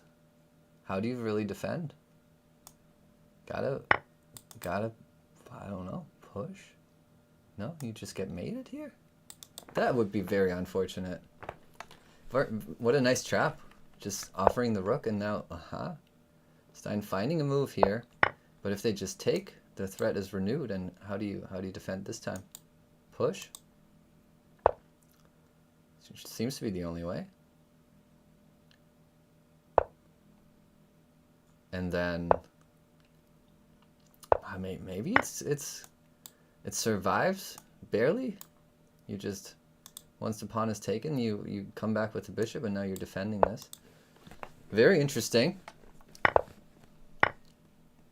And if white does survive this, white will have a very good position up a lot of material.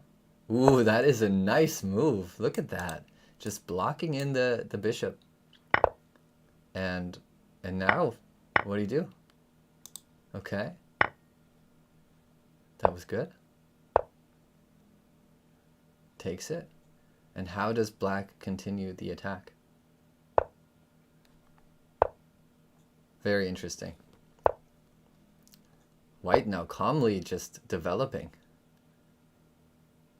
While black jumps in, but if we just trade here, then nothing much. This cannot be taken because it's defended, but there's still we're gonna stay with this game because it's interesting. Queen will probably have to move. This is also a very active and nice way of doing it, but now you allow this tempo, and queen has to go to safe square. Is attacking here, but there is some funky business. There is some funky business here in this position. We'll stay with it. Maybe check in on Rad's game versus, okay, this ended. Rad lost on time in this particular game. For all of you watching, playing, this is the community, MultiversX community arena. This is not a recommended move. Ooh, doesn't take this. But now he's making it interesting again.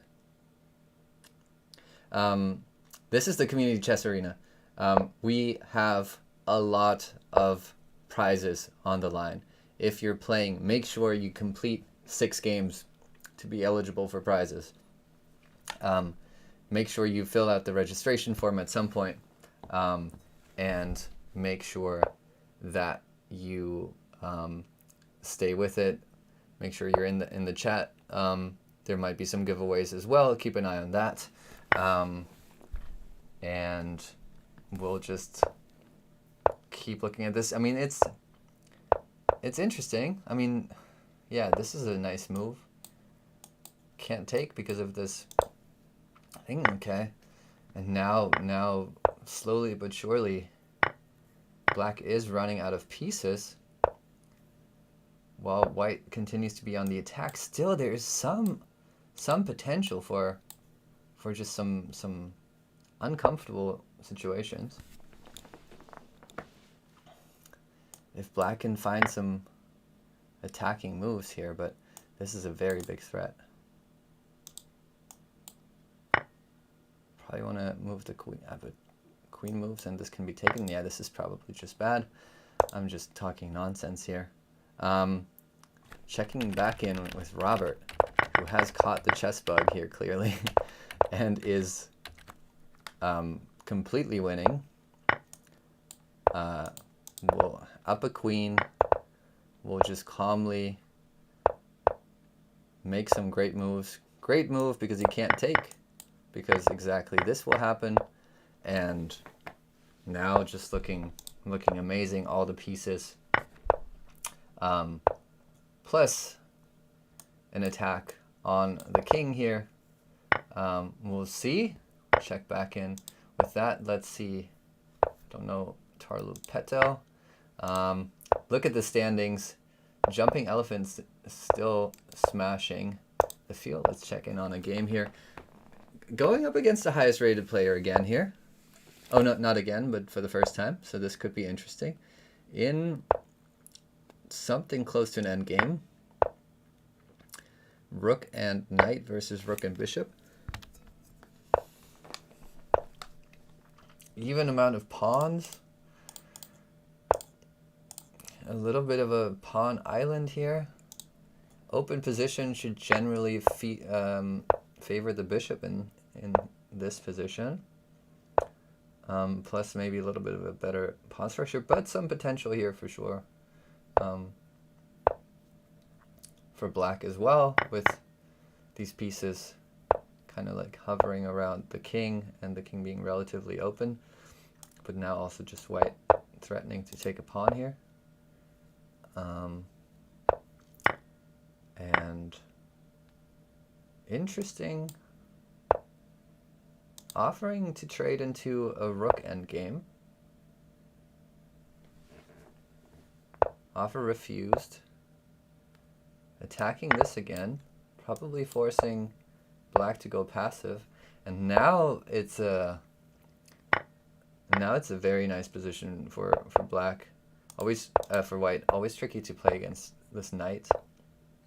Always checks. Always weird little tricks. But generally, this should be pretty nice. This needs to be defended. Very high level play for sure. As now white is threatening to pick up this pawn, but has some king issues here. This is threatened, check, cannot be taken because of this pin. I mean, interesting. It might just be enough counterplay here. Let's see what Robert is doing. Robert won the game by checkmate in short order. Very nice. Oh. Hang on.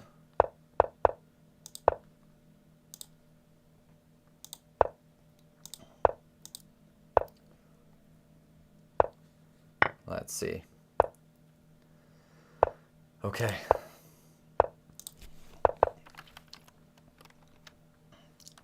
Where do we have the controls?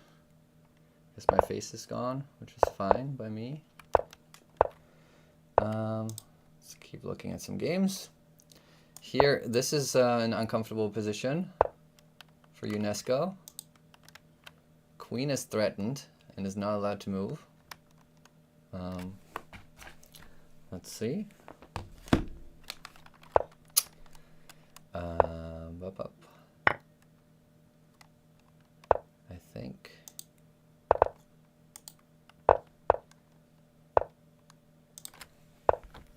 All right. I think. Yeah.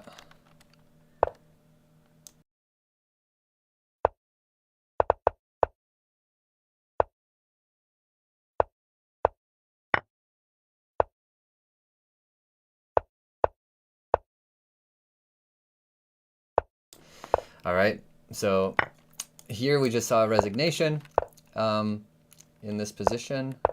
No need to fight on with this because that will just be taken as well. Let's see, jumping elephant. Finding an opponent here, both low on time now. Black, white up a pawn, black with an attack. Always tricky, these knights with so little time on the clock. We have this threatened. We have, I don't know what's going on here. Okay. Let's see. How to do this. This is looking a little bit, 5 seconds left. Might see the streak come to an end if jumping elephant can't work this out. And a lot of things happening. White is probably much better here. Moving fast with this check. 0.7 seconds. One check and they're gone. And jumping elephant loses the first game against DF Social, the highest rated player in the field. Very tense game there. I'll just see for a second if I can bring this back. I'm gonna switch to a different screen for just 1 second. Bear with me.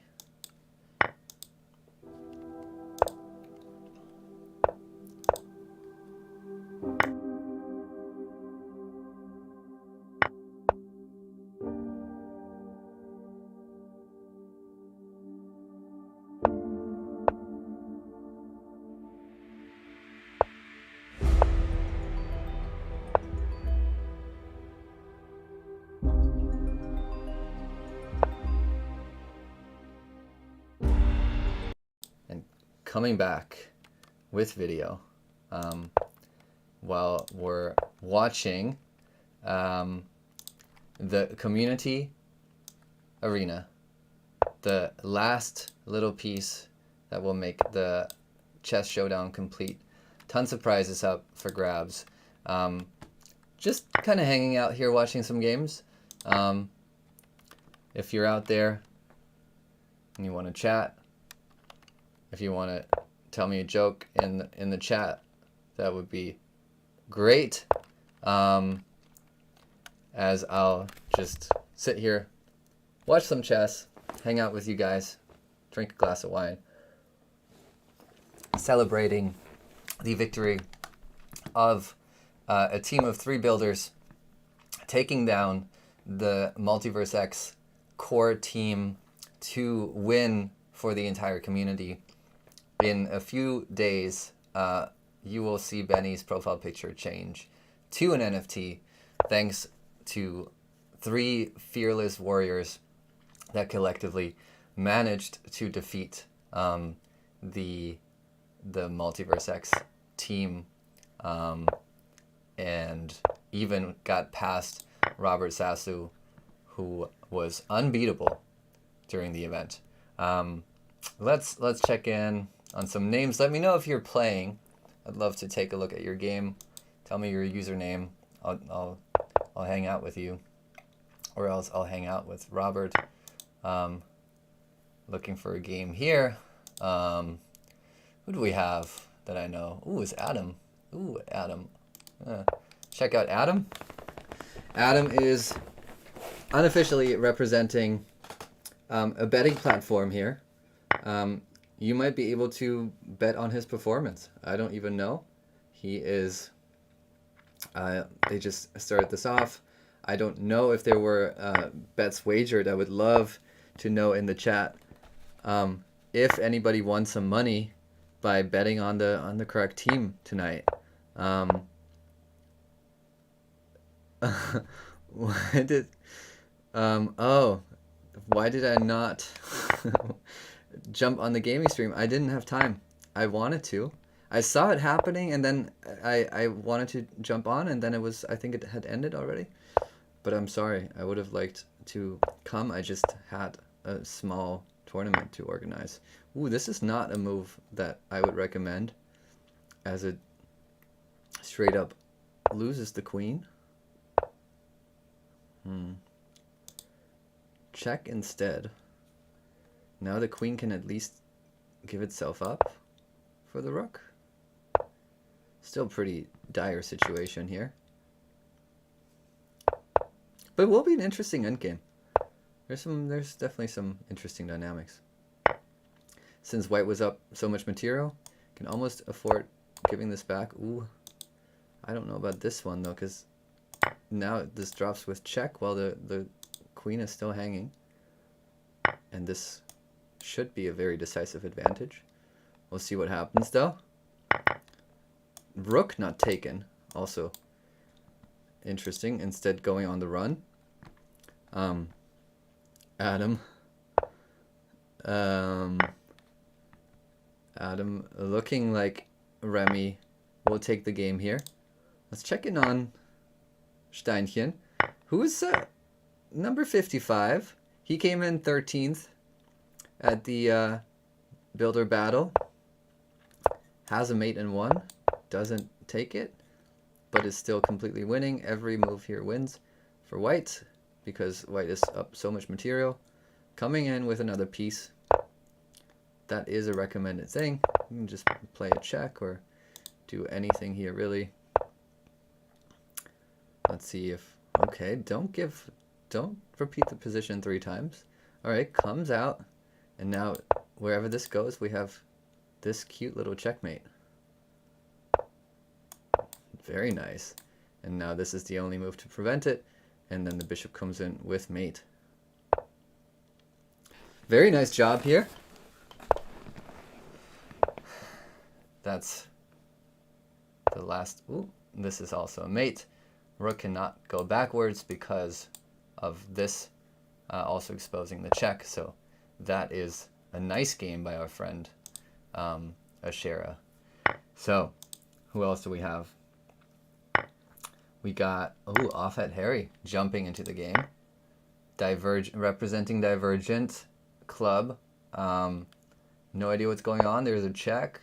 This rook will fall, but there is maybe, I don't know, something. I don't think it amounts to much. Oh.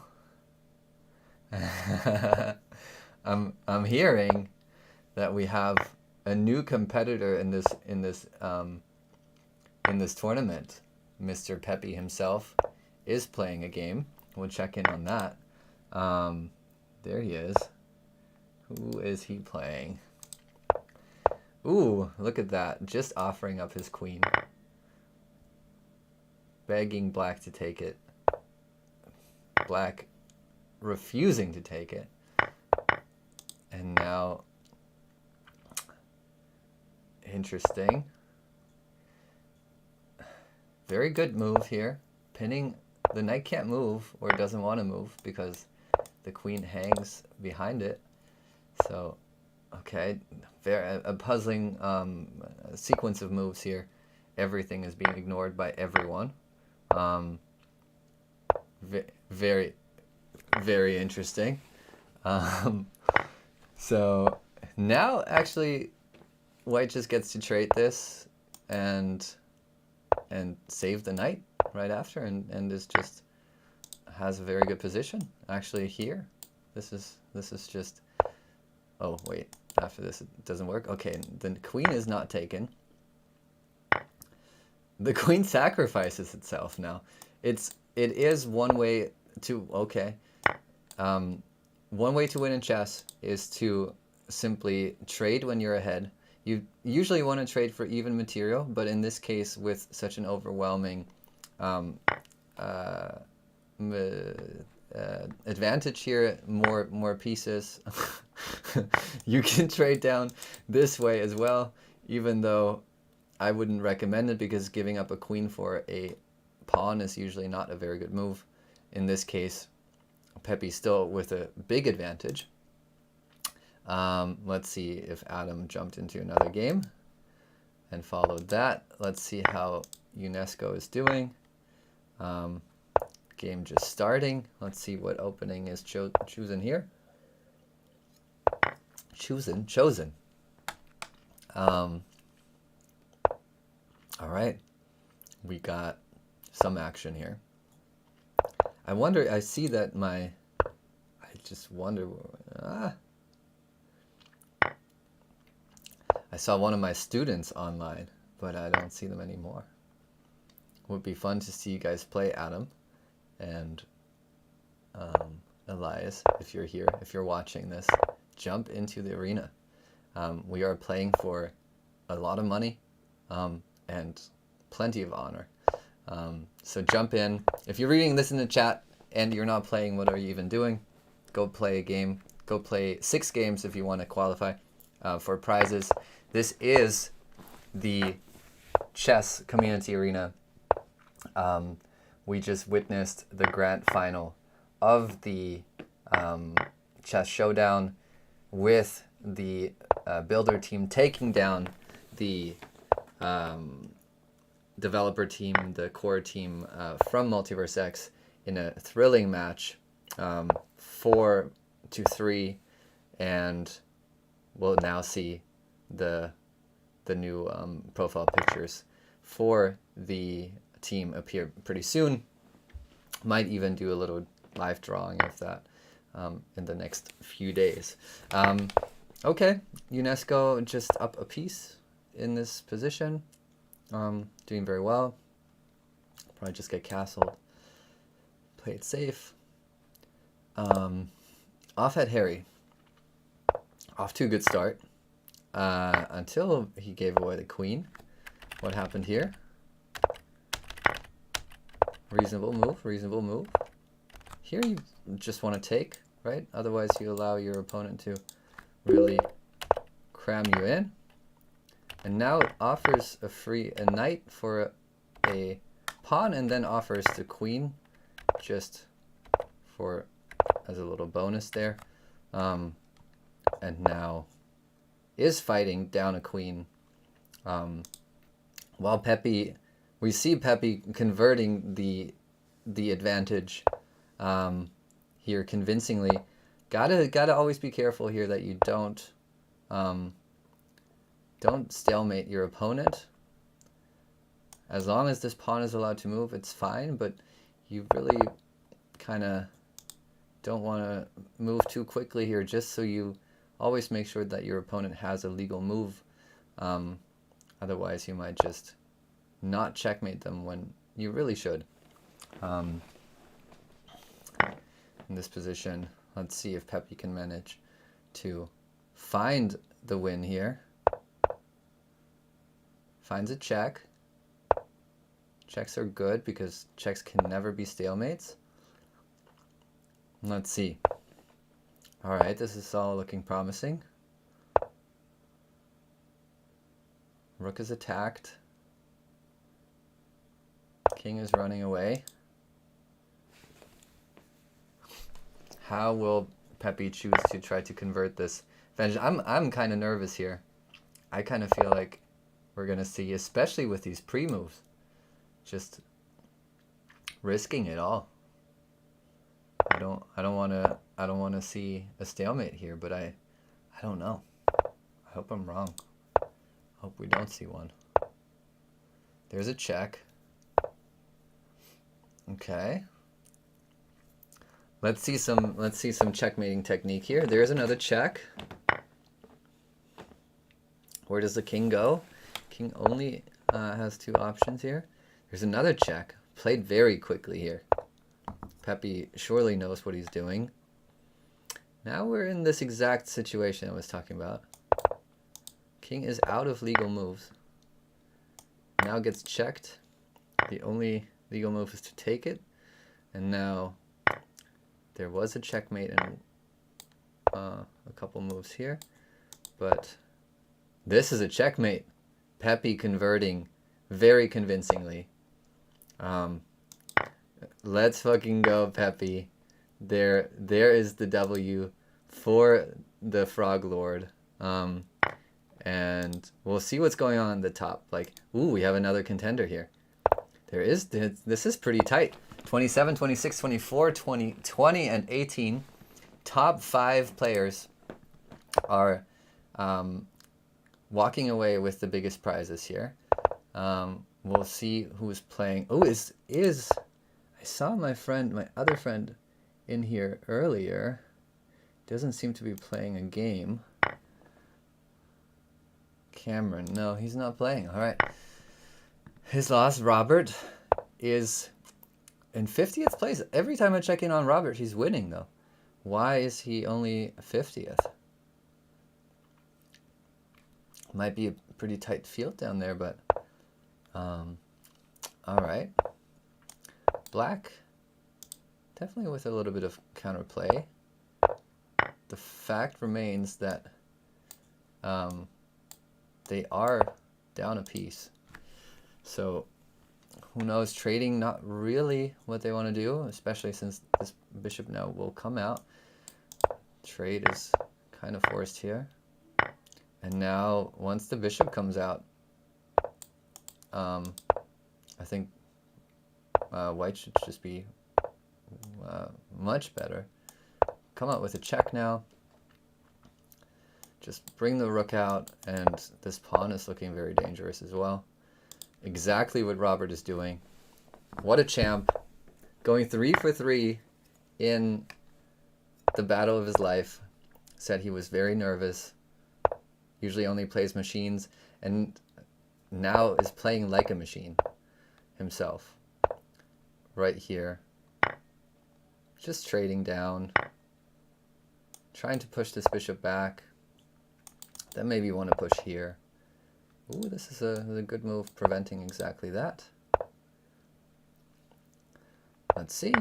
But still, any move really. Just go here, push a pawn, make another queen, win the game. You have this also. The king is not feeling that comfortable here. It's kind of like a mating net, actually. I don't know what this move does exactly. Just pushing this backwards. And now, let's see what Robert does here. Very nice. Finds this move, attacking the rook on the queening square. This should just be a resignation pretty soon. Let's see if Black plays another move. We'll stay with this for a few more moments just to see if anything unexpected happens. I'll also try to actually look at games on a different board so I don't disturb you guys. All right, sacrifices this, and now can just come back with check or just trade and then take. Any move here should be good. Looks like this is another piece, just a double attack. Very nice. Robert just finding everything here, and we'll have to sacrifice itself again. Always look out for these checkmates, stalemates in these kinds of competitions.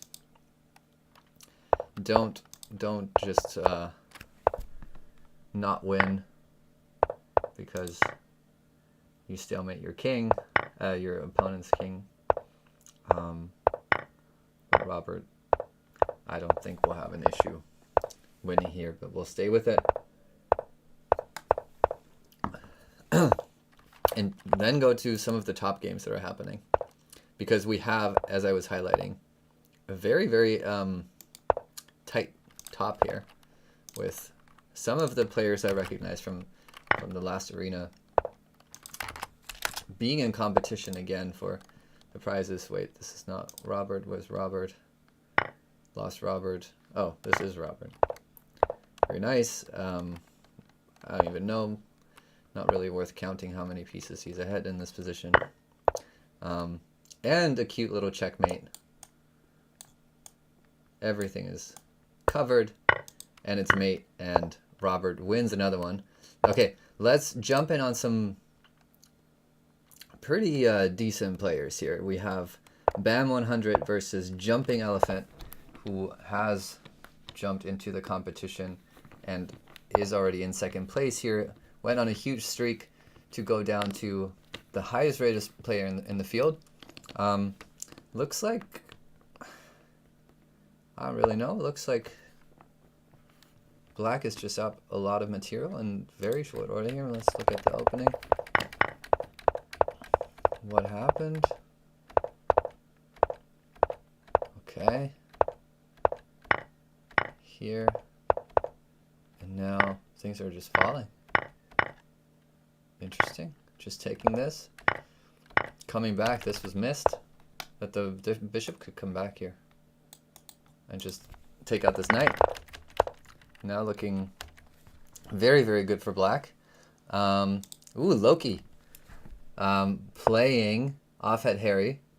Tense game. Loki, I believe, playing for the hype of it all. Let's just look. Game isn't very far yet. Interesting opening choices here. Lots of movement. And queen is coming out. This bishop could be taken, and then the pawn structure doesn't look so great for Black. I don't know. Here's some attacks going on as well. Where's this knight going? Needs to find a safe square. Looks like this is the only one, really. This is definitely not one. We'll see if Loki accepts the sacrifice. Does. Okay. Bam. Let's see. Nothing has really changed here in one of the top games. This just looks pretty convincing. You just bring this up here. There's not really any checks to be worried about. You just go up here and then okay, maybe there is. Oh, wait, what did I miss here? Why not here? Not sure. Still, it doesn't really look that promising, as this rook is just very active. This is well protected. And now still defended, but definitely looking dangerous. Although I am slightly, you know, there might be something down the line here. Let's see.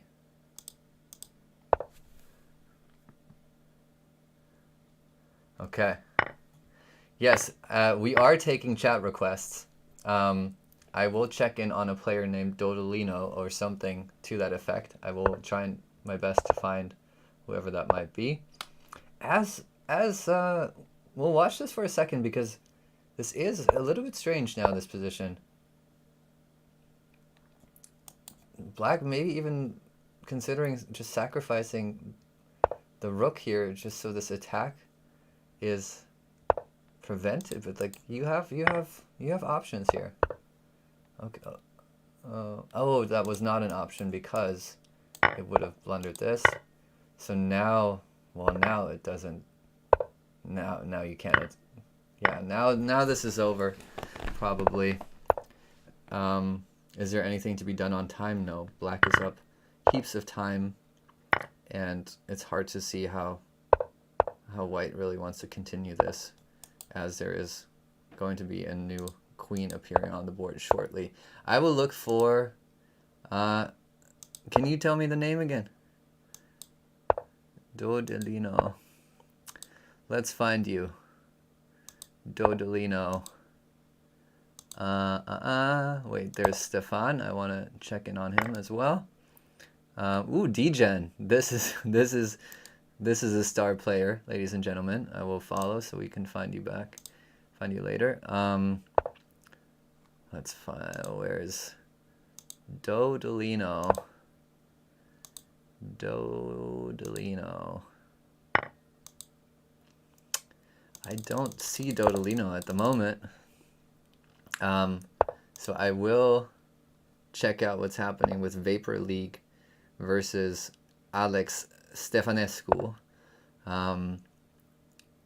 And I mean, Alex is a queen up. There is an attack though. Might just... This doesn't work because this can't move, but very interesting.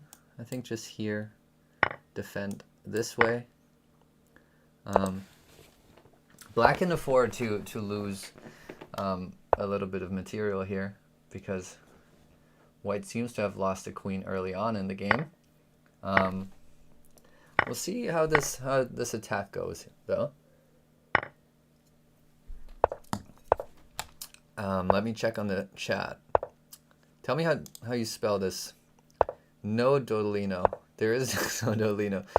Dol on 6th place. The trolls are out in the chat. Make me say some awkward names. Go ahead. DODL. Okay. This is... I don't understand this move. But...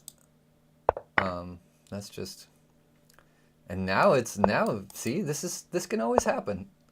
You just have these strange dynamics. This bishop is controlling all of these lines. This rook is very dangerous. This king just wide open now. Still black up a queen for only a minor piece. But the king safety. King safety is an issue here. Because once this check appears on the board, this is the only move, and then any rook move will be a check.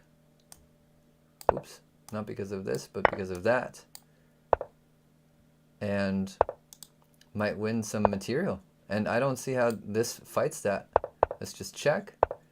King only has this option, and now this wins the queen. Let's see if it's found. White all of a sudden back in the game. Ooh, not found.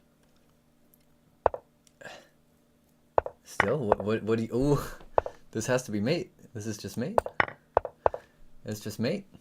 Alex, going up a queen just to get checkmated here. Very tense game, very interesting game. GG to all. Okay, Dodal. Oh, here we go. There's Dodal, Romanian player. Playing very well. Playing the #1 in the tournament right now.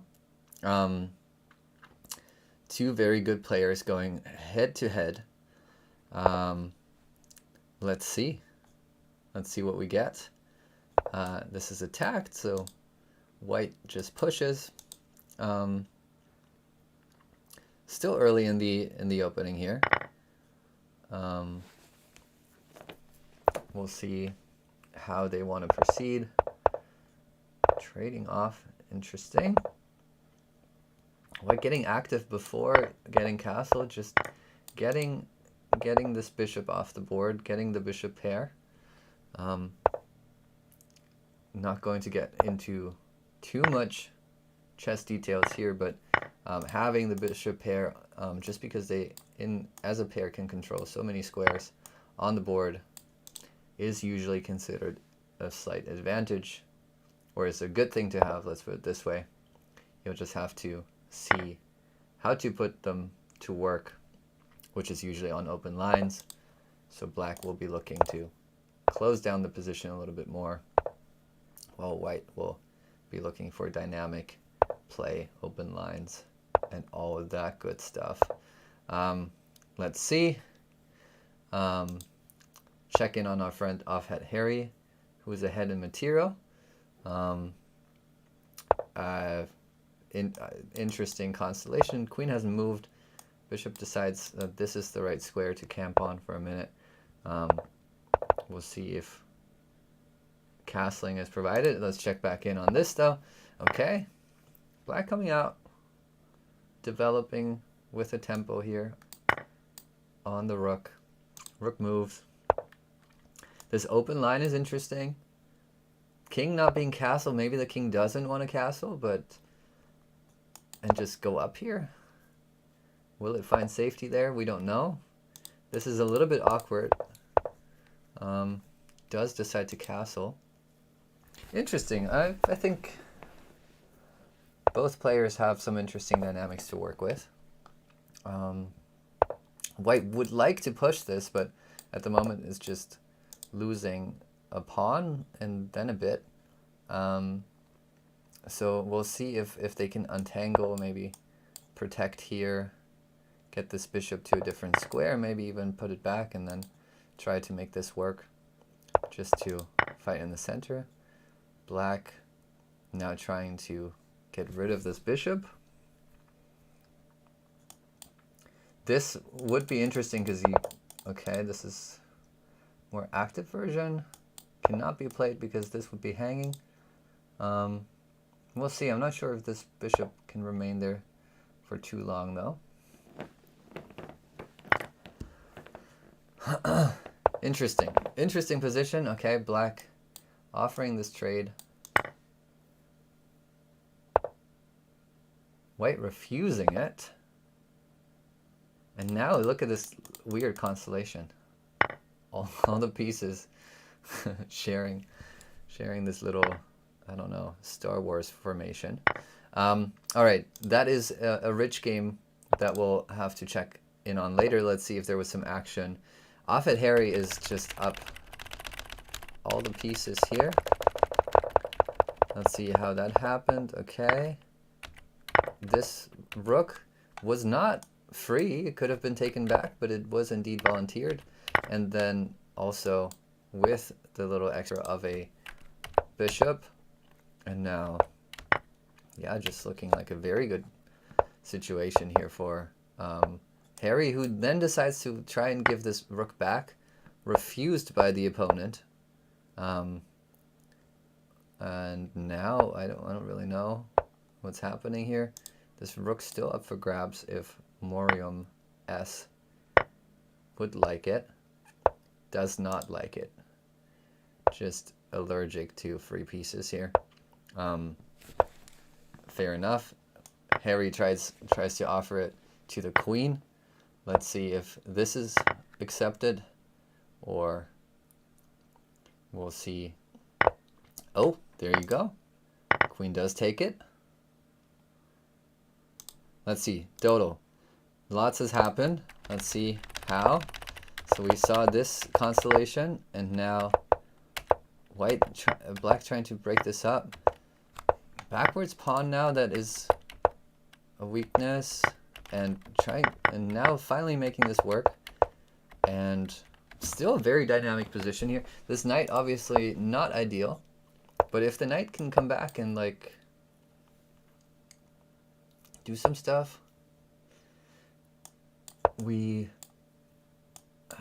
good move.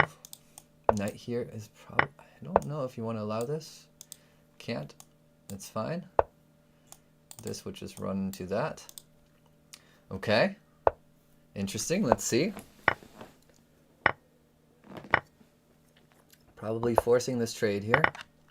And also time. Big issue. Dodo, our champion from Romania, is doing probably very well just because of the time advantage here. We'll see. This is not a threat because of this. Although, of course, the knight cannot come back because then it would become an issue. Very nice move, just getting the king out of there. Or at least opening up the option. Also a nice move. Starting to push back some of the active pieces, especially in time trouble for black here. This seems like not much of an advantage on the board, but the time here will be so important. So we'll stay with this for a little bit. Let's see. Popo, are you playing? I see in the chat.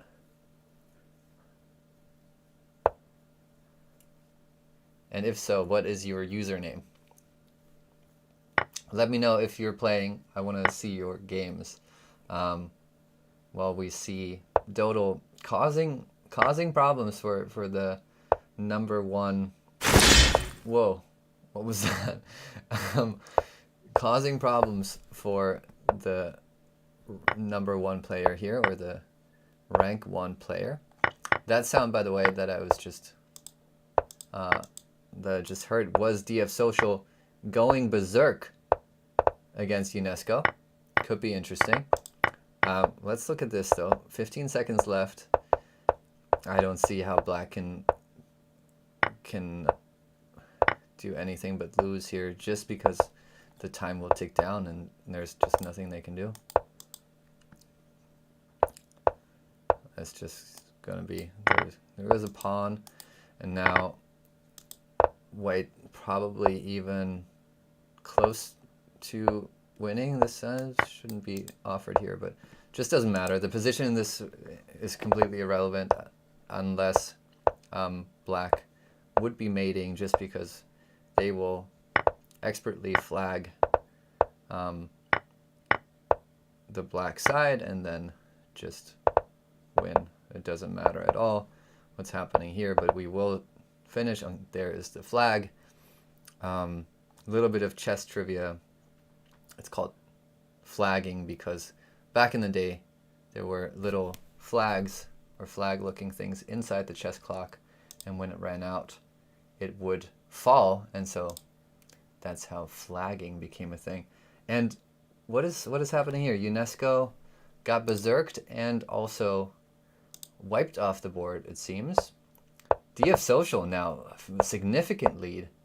Well, we were just watching a different number 1 player, just showing you how tight it is at the top. This is a serious series here, though. After 2 losses somewhere in the middle, DF Social on an absolute tear. Berserking against the number 2 ranked player. Just YOLOing it. We like it. We're going to stay with this. Just for anybody not familiar with the berserk thing, it is just a way of taking half the time off your clock for an extra point in case you win.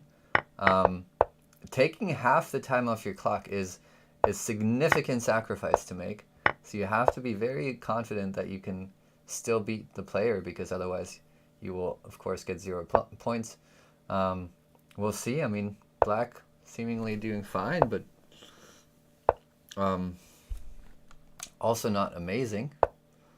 So very interesting what happens here. With little time on the clock, wonder if TZ just tries to make some quick moves and get take advantage of this time situation. I do wanna here. I also play Dolo GX.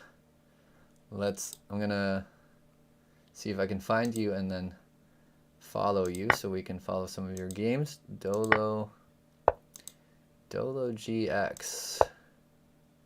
Probably. Oh, let's just quickly also open Stein's game. Dolo GX. Let's see. Am I missing it? How's Peppy doing? Peppy stopped playing? Too much to do with the chat. I don't see Dolo. Oh, here you go. There he is. I'm gonna follow. Looks like no game going at the moment. Dolo. Let's see. I want to see what Robert is doing. Let's quickly check back in on the game we're just following. Here, this Berserk game. White venturing out with the queen. Not sure what's going on here. This is interesting. Probably gonna try and push this and like do that. And that's a very nice move. Looking for a great outpost for the knight. Dynamic position. Hard to say for me right now who's better. Let's see. Nafis, our hero, made a bunch of videos, contributed a lot to this entire series. Glad to see you play, Nafis. Glad to see you play against another great friend, Mr. Harold Stein. Yo, what's up? If you're just joining, Peppy, can you please pin the link somehow so people can join when they see this? This is the community arena part of the MultiversX Chess Showdown. We just saw an epic grand finale that saw the builders take down the core team 4-3 in a very, very tight match, and winning the grand prize of having their NFTs featured as profile pictures. This will all happen in the next few days. Harry will now have to contend with the fact that he will be missing this queen for the rest of the game, as it's not allowed to move because of this check here. So we'll go down, and we'll see if Harry can make something work.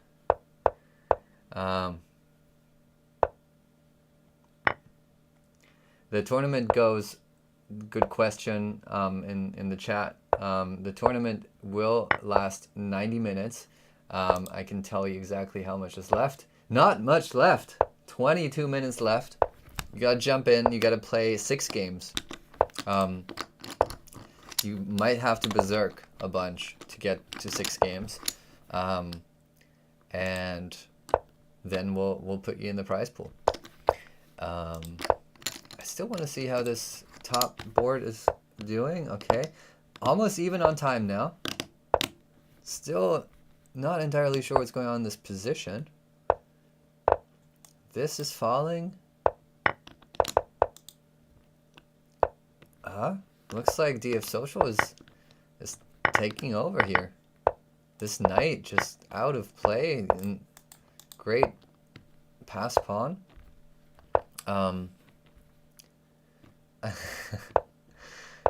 Exactly. It was 90 minutes of 5-minute games. And looks like DF Social is making the most of it.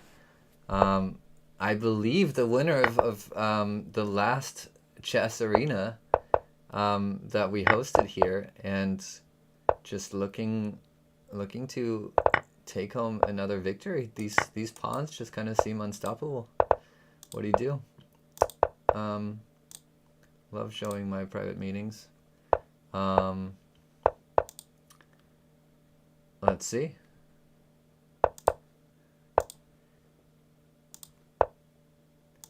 Sharing this screen again. Sorry about that. We're back. Here's the game. I don't know what happened here. Black still with this very strong passed pawn. That I don't see a way for white to really do anything. We'll just be pushed and then we'll be queen. Exactly. DF Social. Crushing.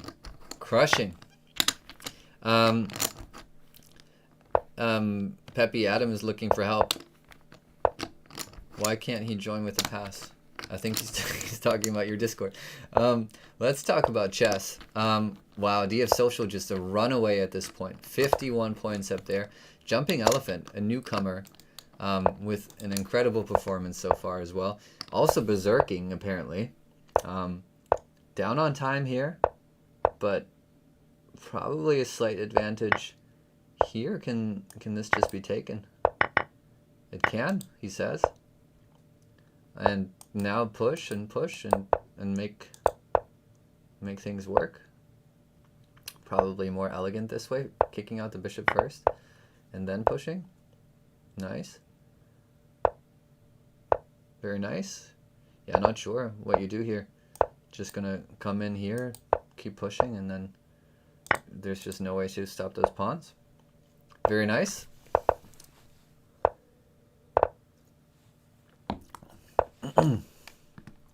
Bringing in the king first. Very nice technique. Just here, because the king can't go here because another pawn will fall. And so this is just winning. I think in terms of like tournament strategy, you should resign here at this point as white, just because you are going to lose against a player of this caliber, and you might as well just start another game that you can win. Not financial advice, but chess advice. Robert, every time I see him, he's been doing well, but it seems like he's been losing the games I haven't been watching. Maybe that has been the secret to his amazing performance in the showdown, was just the fact that I've been his guardian angel. Let's see, Ashera, kind of in the middle of the pack here, 58.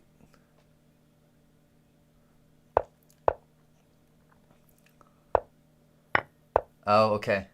This might be a thing. I'm not quite sure. If you're trying to join the tournament now, the issue might be that it's too late to join, because there's only about 17 minutes. There's exactly 17 minutes and 22 seconds remaining at this point. So that might be the issue. Ashera trying to defend a slightly worse position down a pawn. Wow, just sacrifices this. This seems like a very questionable decision. This is hanging, by the way, just because of this pin. Okay, so this is a free bishop now. Let's see if Ashera has done his puzzles. Has not done his puzzles. Okay.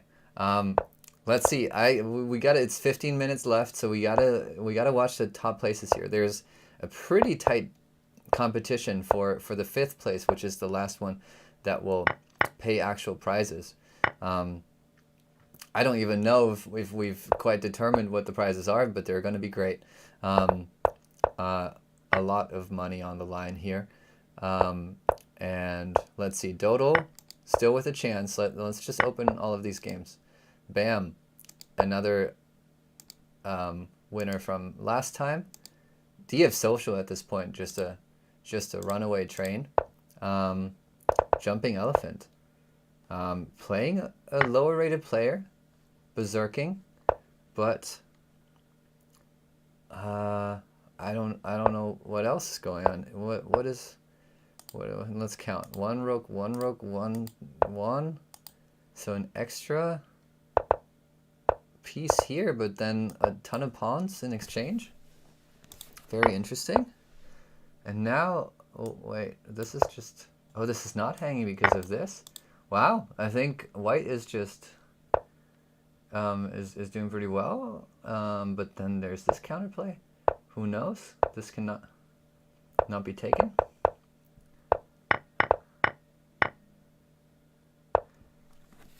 Okay, a question in the chat is, how do you score 5 points? The answer to this question is, you are on a streak.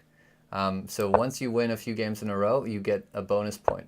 This is a great way of actually making this tournament interesting in terms of rewarding people that win a lot of places in a row. So you can actually catch up to the high places by just going on a streak. It's kind of a little quirk of the arena format. Very good question. If you guys have any questions like this, let me know. And the extra point, the 5th point, so usually you just get 4 points. The 5th point is because you're also taking away half your time and are just going full degen on it. Which, speaking of which, I don't know what's going on here. This rook needs to stay here. This knight cannot leave because mate, what is this move? Hang on, what happens if takes? Oh, it cannot be taken, of course. What a nice move. Look at this move. Cannot be taken because the rook would be hanging. Very nice. But does it, if it's just ignored, is it an advantage? This knight, again, it probably doesn't want to move. Knight now messing with the rook. Rook trying to find a square that's safe. Very interesting. Can white untangle here? If white manages to untangle, this is dangerous to stop with 44 seconds on the clock. Gonna be interesting, but now 3 pawns versus 1 rook and 1 queen here. This just looks very good now for black. After the dust settles here. DF Social playing. Bam. Bam looking for points, needing to score some points. Very close on time. Gonna be scramble here. Not sure what happened, but white is up a knight. So DF Social looking to win this one too, berserking again. Not a care in the world. Already leading by a mile, still berserking his way to victory. Very impressive play. Let's see if Bam can make something happen here with this passed pawn. We have so many games and so many sounds here popping off. I'm going to close some of them. Sasu. See, every time I check on Sasu, he's winning by a mile. Look at this. Winning another game here for sure. Gotta check on his stats when the dust settles here. Ashera winning a game here. Not sure what happened here. Jumping Elephant taking down another contender. Dodal. Let's check in on Dodal. Dodal about to flag TZ and probably making it to the top 5. This is this could be big in terms of standings. We have about 12 minutes remaining in this. In terms of position, it's very dynamic. A lot of stuff happening. I don't really know. Probably just take. And then, I don't know, move the queen somewhere if rook takes. Or this, and now threaten to take. Very interesting, but the main point is the 7 seconds. I don't see how black defends this position or survives the clock with that, with being so low on time.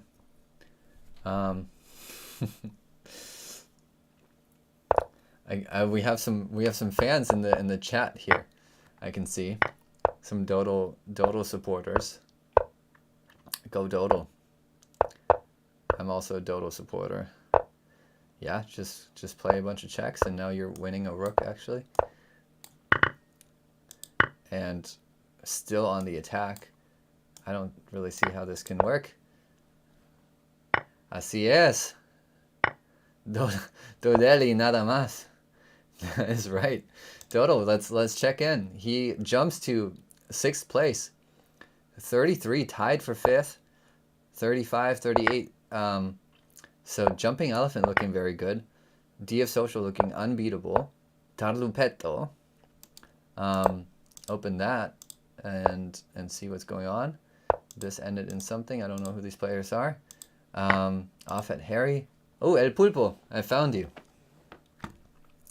Let's give this a quick look. It looks like Off at Harry has corner the king. How did the black king on the 29th move? I do want this looks fascinating. Okay. Here goes the king. Like this. Everything is sacrificed. And now the king is going on a little adventure here. Very nice. But the vacation is somewhat short-lived as Off at Harry checkmates the black king deep in the white position. We love it. Robert. Amazing. I don't know. Looks like Robert has a very good position again. But we gotta stay with the top boards now. 10 minutes remaining. We have the top 2 players who are probably both gonna stay on their respective seats no matter what happens. So we need to check in if Dodo are a champion from Romania. Let's look at that. Let's look at Dodel. I don't know where he went. Dodel. Here we go. All right. What's happening? Okay, they're playing some very here I would have recommended berserking. Get that extra point. But you know, it's only, and this is significant. It's only 8 minutes remaining. We have more than 8 minutes on the clock. So that needs to make something happen. These are probably the last games going right now as we speak. We have TZ in 4th place versus Wings of Chess. Wings of Chess basically in a must-win situation. But looking tricky, looking like you can even take this and not get mated, probably. Just whatever happens here. I think this is safe.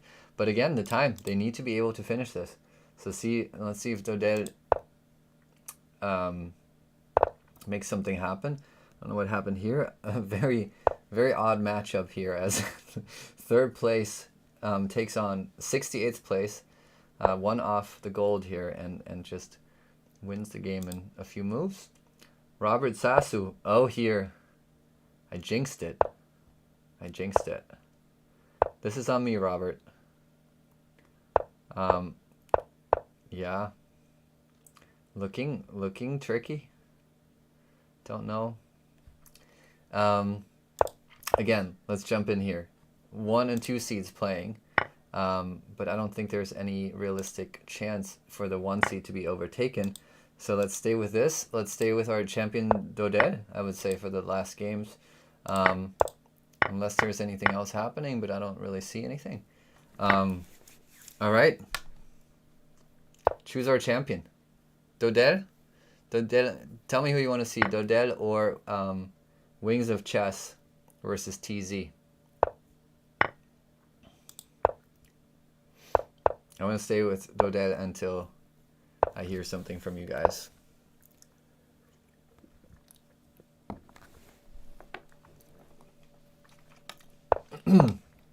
Dodel, I see. All right. Who is Dodel? Tell me about this person.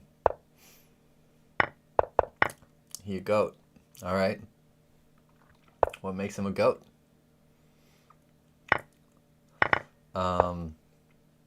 I mean, this position certainly looks pretty nice. The decision has been made to not castle. I don't know, interesting dynamics. If you take here, this comes in, maybe threatening a check. Can you just ignore it in some way? Or you just take it, they take it, you go here and say you don't care about it. I don't know, but Dodel will have to find an answer in the next 5 minutes and 30 seconds, or else you will be, you will not get to 5th place.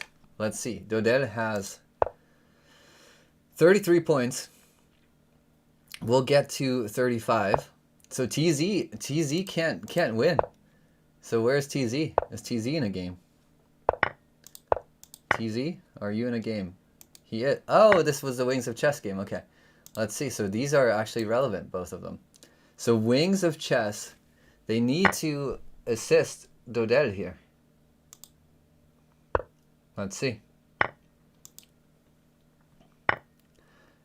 Dodel is a Romanian legend. What does it take to become a Romanian legend, other than checkmating people in one move? No, Dodel is made in one. You get to play another game. What is this? Elegance points. But this is not even mate. Now the king runs. Take here with the rook at least. No. Wow.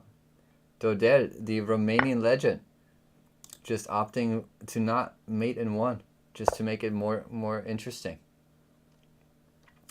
From a tournament perspective, a very questionable decision, but a legendary technique for sure.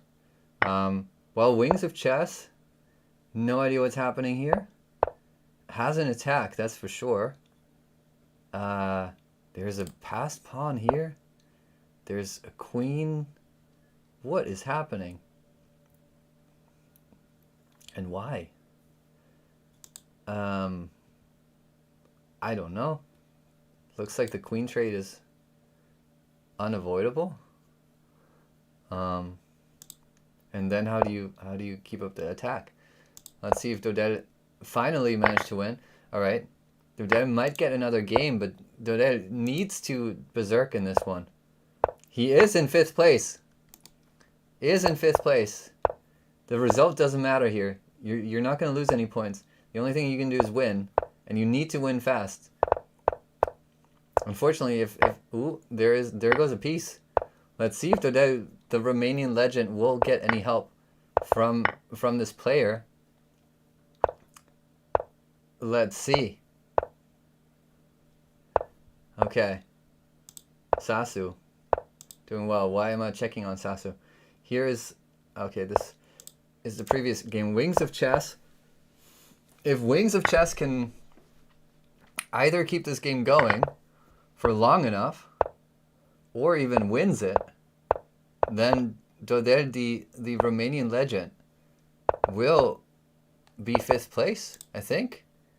No, it's 6th. Oh, there's another contender. Dodel, must-win situation. Let's stay with Dodel. 2 minutes and 30 seconds remain. This is too much time. They can take this clock down.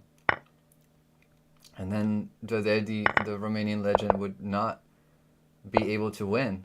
But if they don't know that, or if they don't care, then the Romanian legend will have a chance of sneaking back into 5th place. It still says 5th place, but I think, yeah, 7th place now. Although again, a win here is actually 5 points. Would catapult Dodel into 4th place. 1 minute and 30 remain. 1 minute and 30 remain. We need quick moves. We need quick moves. We need a decisive, quick move. Opting for the attack, bringing in pieces.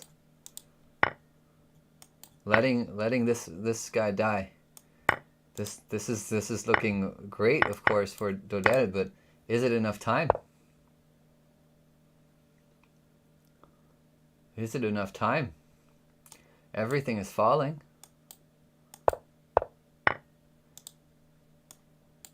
Everything is falling. The queen is going down here if they want it.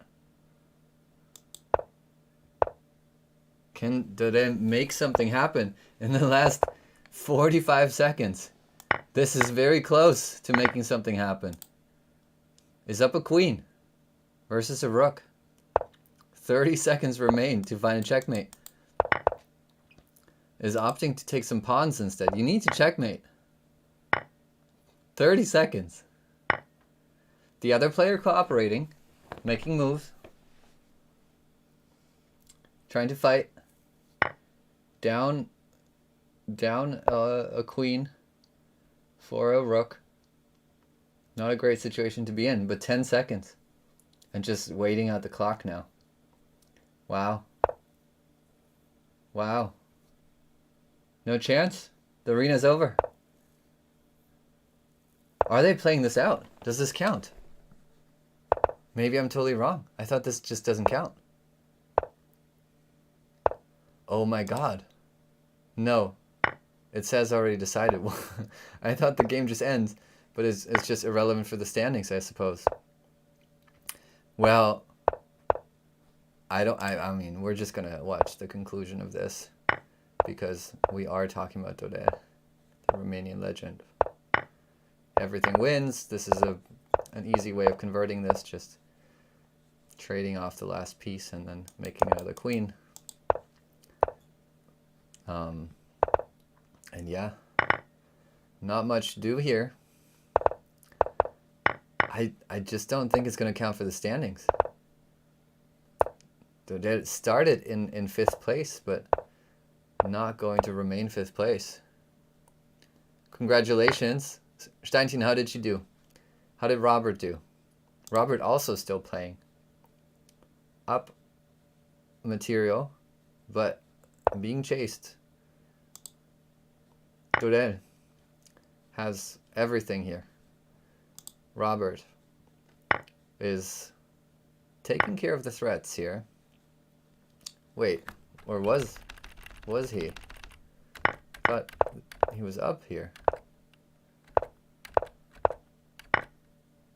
Ah, not seeing that this bishop could just come back and defend.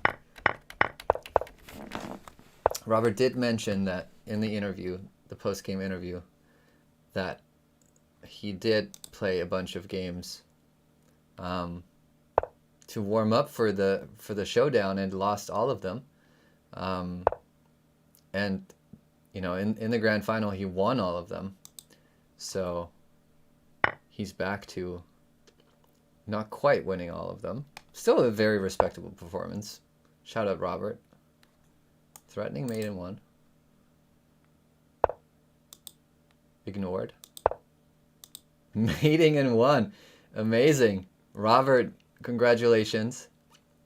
GG. TZ won this game. Dodo's opponent has decided to pay respects to Dodo, the Romanian legend, by just letting him have his spot in the spotlight right here. Runs out of time, but I don't think that's going to matter for the standings. I'll refresh. No, does not. We have a runaway train of a winner, DF Social, berserking 83% of their games, winning 78% of them, coming in ahead of Jumping Elephant and Tarlupetto, the top 3, being rounded out by Bam 100, a previous, I think, 3rd place, and TZ995 for the top 5 prizes. That's going to be a bunch of e-gold, nice NFTs. We will take about 72 hours to conduct a pretty serious anti-cheating review here before we send out any of the prizes, because we need to make sure that all of these prizes have been won fair and square.